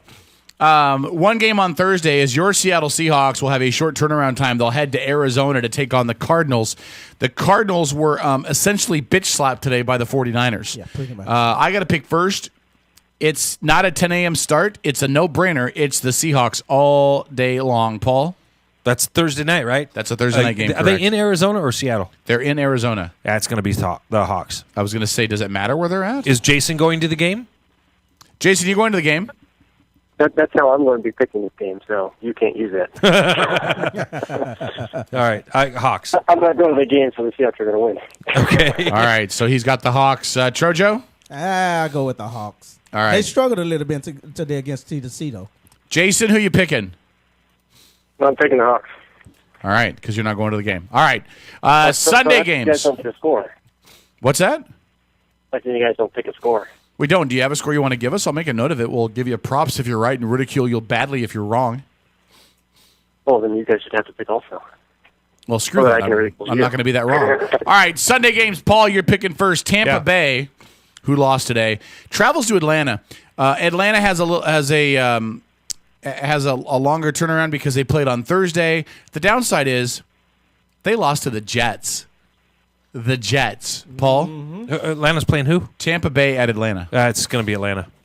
You think so, Trojo? Mm-hmm. Yeah, we got to go with Atlanta on that. Jason? I'll change it up and go with the Buccaneers. Tampa Bay. Yeah. I would pick Tampa Bay if it wasn't in Atlanta, but it's at home, so I'm going to go with Atlanta. Trojo, Cincinnati goes to Detroit. Detroit beat the Browns today. Cincinnati won today as well. Both of those are looking like probably, maybe, possibly playoff contenders. This could maybe actually be a pretty good game. Mm-hmm. It's not the shit stand game of the week. That's for sure. Definitely not. That's coming though. They playing in Detroit? They're playing in Detroit. Cincinnati at Detroit. I'll have to go ahead and give Detroit the home field advantage on this one. All right, Jason? Well, bet on the Bengals defense to hold the Lions. Yeah, I'm going with Cincy as well. I just I don't have any faith in Detroit. I just don't. They don't have a running game. I mean, Reggie Bush haven't been doing Reggie bad, Bush though. is a You're bitch. smoking crack. Reggie Bush is a doing bitch. Bad. He haven't Detroit. He haven't been Put doing me Paul's down for taking Detroit. All right, fair enough. All right, Jason, you're picking first. The Buffalo Bills traveled to Miami to take on the Dolphins. Buffalo 2-4, Miami 3-2. Do I really need to pick this one? Yeah, but no, it's not our Miami. shit stain game of the week. That's coming up though. Miami. Miami. I'm going to go with Miami as well, just because they're in Miami. Paul. Miami. Andrew. I'm sorry. Who's picking and who's playing again? Can you pay attention? Yeah. Actually, you know what? I'm gonna shake it up. I'm gonna go with Buffalo. And this is why you're in last place. All right. true. The next game I'll pick first. The Patriots, who staged an improbable comeback tonight against the previously undefeated New Orleans Saints, take on the Jets, Jets. As we talked about a couple weeks ago on the show, Paul, as a husband, has been compared to the Jets. So I'm curious if he will take the Jets as his pick. But I got to pick first. I'm going to go with New England. There's no way Tom Brady loses to the Jets. I don't care where it's played. Paul? Dude, New England. You're not going to go with the Jets? They're your kindred spirit. Trojo? They're not my nothing. New England, man. New England. Jason? I gotta hate the Patriots. I do too. It's not about. They'll probably win, so I'll go with the Jets. What the hell? Wow. God, we should have bet dinner on this. You're picking like a moron. Here we go. The next game. This is going to be our shit stain. Well, yeah, I want this to be our shit stain game of the week, although it's really not going to be. But I'm going to call it that anyway because it is your Dallas Cowboys traveling to Philadelphia to take on the Beagles, or otherwise known as the Eagles. Paul? Dallas at Philly? Dallas at Philly. Do you want their records? No. They're both 3-3. No, Yeah. I think this is actually going to be a really good game because both teams are entertaining. Cowboys are 0-2 away, and the Eagles are 0-2 at home. Yeah. So something's going to break. I'm going to go, actually, here with Dallas. You want Dallas? All right. Unfortunately. Dallas all the way, man. All right, Jason? Yeah, like he's going to take Philly. See Jason? what colors I'm wearing here? Colors. Baby. Who do you got? I'm taking Philly because Tony Romo's going to throw a late pick. Yep. You know what? I'm taking Philly as well because there is no part of me that believes that Dallas can win anything besides an ugly baby contest. Trojo, Dallas better win. I'm going to be pissed at you. All right, here we go. The Chicago I pick Dallas Bears. every week, so you can't blame me. The Chicago Bears head into D.C. to take on the Redskins. Paul, you just picked first. So, Trojo, Bears at the Skins. Bears. I'm Native American. Be careful what you pick. The Bears. All right, Chicago. Jason? What game is this? Chicago at Washington. Pay attention. There'll be a quiz later. Chicago. All right, fair enough. All right, I'm going with Chicago as well. Even though I think they're the worst team with a winning record in the NFL. Chicago? Chicago, yeah. Actually, I thought it was the Patriots. But by the way, did you hear about Brandon Marshall? By the way, they're only supposed to wear pink if they're not going to wear their official uniform colors. They're allowed to wear pink because of breast cancer awareness. Mm-hmm. He wore green shoes today to promote Mental Health Awareness Week. The NFL said, we're going to fine the crap out of you if you wear shoes that are not part of our color code. And he said, that's fine. Not only will I pay the fines, but I'll also match the fines and donate them to mental health programs. Class act for Brandon Marshall, who's a puss. Paul? Chicago at Washington. Chicago. All right, fair enough. All right, Jason, you're going to pick first on this one. This could also be a shit stain game of the week as the Rams travel to Carolina. The Rams, by the way, no, it's not a shit stain game. The Rams destroyed the Rams Houston looked today. good, and Carolina Listen, didn't look bad. Hold on, listen. Carolina, Houston has got bigger issues. They would have lost to the Jags today. Did you hear what happened? Every team has issues after they play Seattle. That's the way it works. Here's the best part of this story. Matt Schaub had thrown an interception in 4 consecutive games that was returned for a touchdown. He got hurt today before he could do that. 5. No, he didn't do it today. Right. He had 4 coming into today. He had he did do 5. today? He had 5. Oh, did Today he? made Okay. 6 with T.J. Yates. All right. So then he gets hurt. He goes out of the game. T.J. Yates comes in. He has a chance to lead him on a game-winning drive, and he throws a pick 6. If you're in Houston, this is time to give up on your team. In fact, it's really pathetic when I tell somebody in Houston you might want to root for the Cowboys. You have a better chance. Jason, go Texas. St. Louis at Carolina. Carolina. I'm going with St. Louis. I just think that Carolina is shit. Paul? Carolina kicked ass today, by the way. So did St. Louis. over a team. I know. So who are you Heil Hitlering me for over there, Dez? You like St. Louis? You like Carolina? You're fired. Paul? You taking Carolina? Carolina ribs. All right. Mustard Trojo? based. If you fire me, you're just fucking screwed. All right. Dez, you got to restate that. If he fires you, he's not fucking screwed. All right, we'll keep you. Trojo? When in doubt, go with the black quarterback. All right, well, who could argue with that logic? And I'm racist. All right, San Diego at the Jags. Can I give some props to the Jags? Hey, they hung with Denver through the first quarter. With Denver. I still don't think they're going to win this game. Right. Actually, you know what? Dallas hung with Denver. I'm going to take the Jags in the upset. I'm going to take Jacksonville to beat the Chargers at home. Hey, Ryan Matthews may not play. And without Ryan Matthews, they're one dimensional at best. No, they're not. They have Manti Te'o and his girlfriend, his imaginary girlfriend. All right, I got Jacksonville. And when I double down on this game, I'm going to giggle my ass off at you. Take Jacksonville. Paul, you taking? It's San Diego. I mean, because I'm not stupid. Trojo, I'm going to gloat next week, folks. San Diego. Yep. Jason. I think San Diego. All right. Because he's not stupid either. Maybe they'll sign Tim Tebow. No, it's Philip Rivers is sitting on my fantasy bench. And I know oh, is it? That's a good reason to pick these games then. All right, here we go. The Niners traveling to Tennessee to take on the Titans. Can I be honest? I love it when a team plays the Niners the week after they play us, because they've kind of been able to practice the whole mobile quarterback thing, so they might even be a little better adapted to not Colin Kaepernick prick in his mouth. Paul? Yeah, but the 49ers San Francisco, Tennessee. The San Fran's still going to win. You think so? All right. Trojo? I'm picking Tennessee in the upset. All right, fair enough. They actually played Seattle very good today. No, they didn't. They only scored 3 points. They only scored 3 points. That touchdown was a screw up by the backup holder. No, that game was not nearly as close as the score indicated. Right. Hey, stop trying to bust my fantasy here. I'm surprised you're not going with the whatever race he is quarterback. Jason? What the hell race is Kaepernick? I have no idea. What is Kaepernick? Is he white? Is he black? Is he Hispanic? He seems like he's like, it's got like a Japanese mom. Is he Aboriginal? What is he? I don't know. Father. What the hell is he? I mean, know. Jesus. An Indian uncle. Jason, who you picking? Black brother. 49ers. You taking San Francisco? I can't take them. Yeah. And his mom's Norwegian. So you're taking San Fran, Jason? No, I'm taking Tennessee. Really? Really? Hey, yeah, I actually think I would take Tennessee if Jake Locker was back, but Ryan Fitzpatrick is quite possibly the shittiest quarterback I've ever seen in my life. He dropped back today to throw a pass to Nate Washington. Apparently you never saw Rick Meyer play. Washington, playing now. Nate Washington was wide open. He overthrew him by 10 yards and was picked off by Earl Thomas. It's the dude is wide open. I could hit that pass, and I'm a fat, balding white. Oh, I'm just like Matt Schaub. All right. All right. Actually, you could change my pick right there to 49ers, man. I don't think, you do make a pick. You make a point. I'm going to go ahead and change that now. Yeah. All right. Trojo, you can pick first. The Browns go to the Packers. Browns 3-3, Pack 3-2. Pack had a big win today. Barely. I think the Packers are about to start showing the Packers while they're try saying that fast. Clay Matthews is out. Yes, he's out. For a while. But you know what?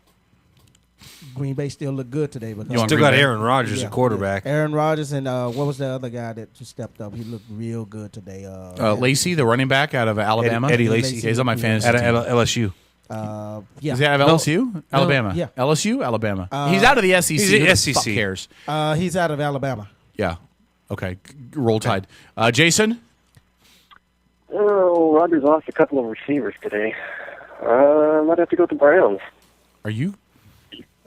What? Okay. Hold on. He knows what he's talking about. Hold on. Green Bay did lose a couple of receivers today. The Packers lost receivers? Yes, they did. They lost 2 of their tops. Yeah. Jones and the other guy, not Jordy Nelson, the other one. All right. I'm going to go with Green Bay, and let me tell you why. Do you know who the Browns' leading runner is this year? Their leading rusher? The quarterback? Is Willis McGahee. You know what he has this season? 49 carries, 127 yards. That's about 2.5 yards a carry, folks. That's your leading rusher. What's the Browns' record? They're 3-3. Well, they played crappy teams. Paul, who are you taking? Packers. Yeah, that's what I thought. That's what I thought. You're just trying to convince me to make bad picks so you can try to catch up with me. You already helped me with that this week. I'm going to catch up at least by 2. All right, Texans traveling to the Chiefs. The Texans look horrible. Oh, my God. I'm not going to bet this, but if I had to bet my left testicle on something, it would be that T.J. Yates is the starting quarterback next week because A, Schaub got hurt today, and B, he's horrible. Jason, you're picking first. Well, if Schaub is the starter, I think he'll do his best Schaub impersonation and throw a pick 6. You got the new world record holder with the volume of the Chiefs. I'll take Kansas City. Yeah, you got Kansas City. I take Kansas City, too, because they share my initials. Paul? Well, Texas still has a great defense, and Kansas City has not played a defense in the bottom half or the top 15. Every team that Kansas City has played has had a horrible bottom 10 defense. Yeah. And I think Kansas City are complete pretenders. They've got an okay defense. They're Smith is their quarterback. Yeah, Alex Smith is their quarterback. He is a good quarterback. Yeah, he is. He led the NFL in passing efficiency rating last year when he got when he got benched because he got hurt.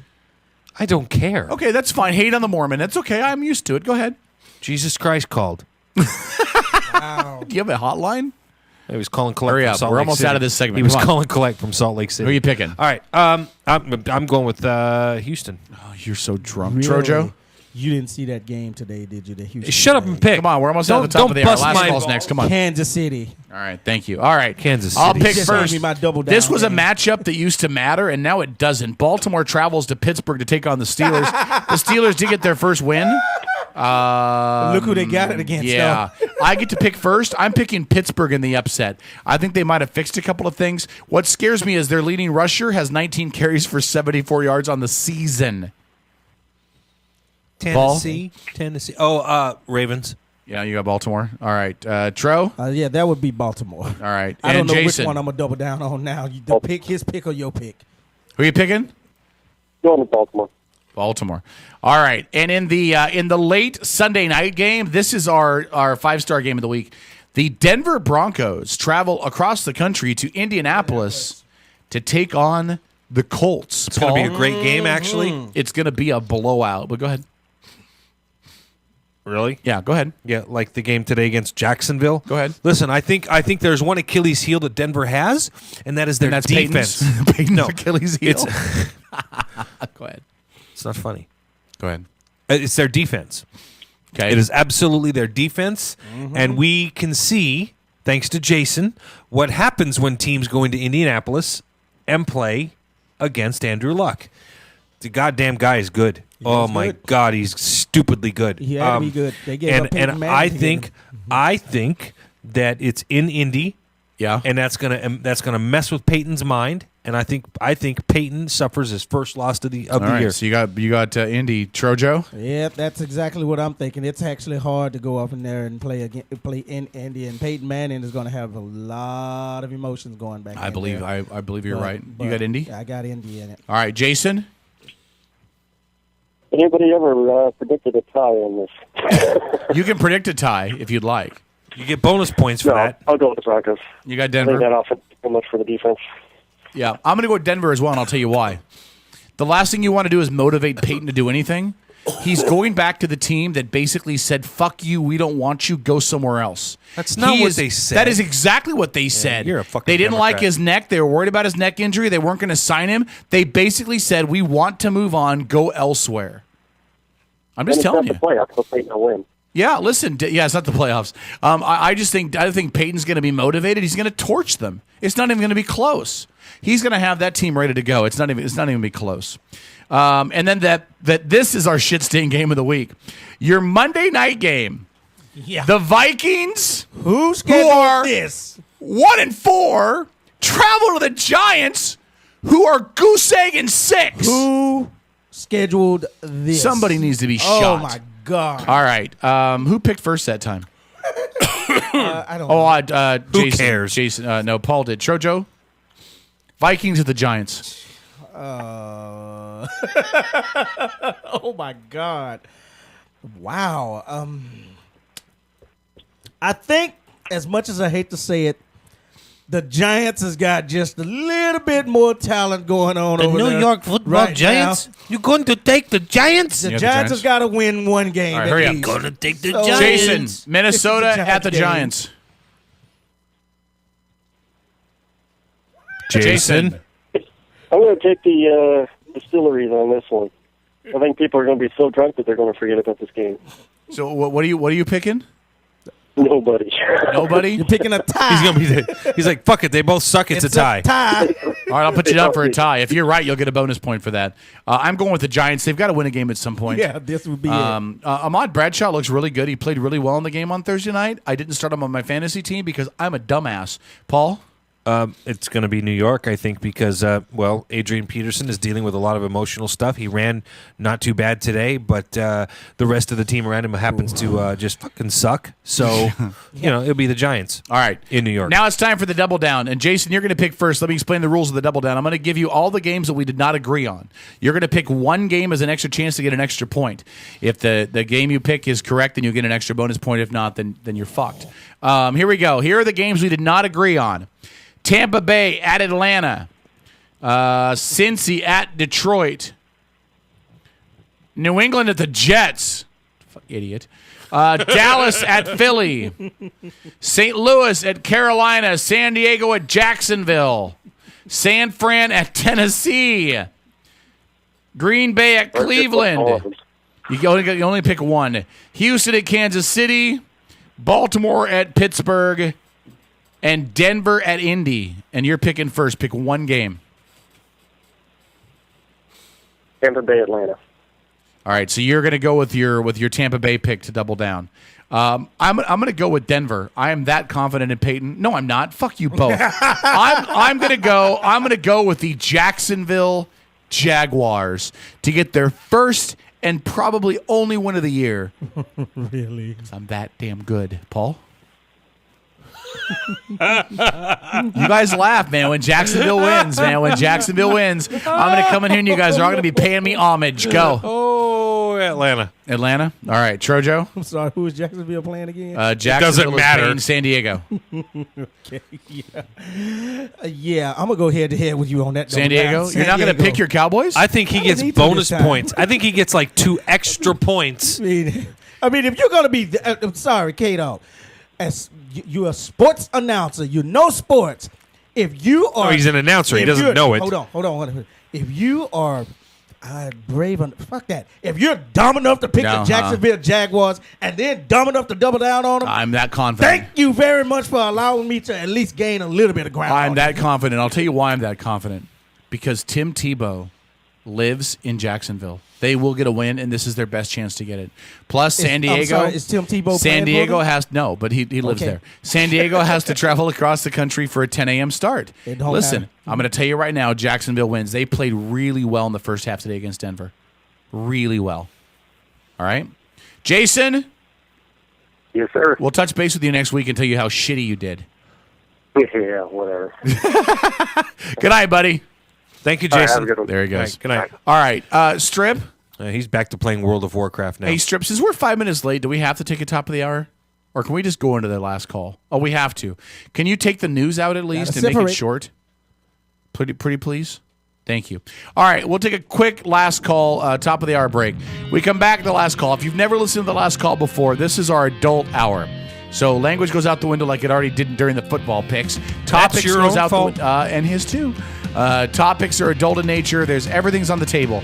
If you got a question, 253-617-1440 or post it on our Facebook page. It's going to get naughty, I think. We're back after this. St. Paul, the voice of reason. Kato, the loose cannon. Trojo in the house. The color commentator. That's right. We're back after this.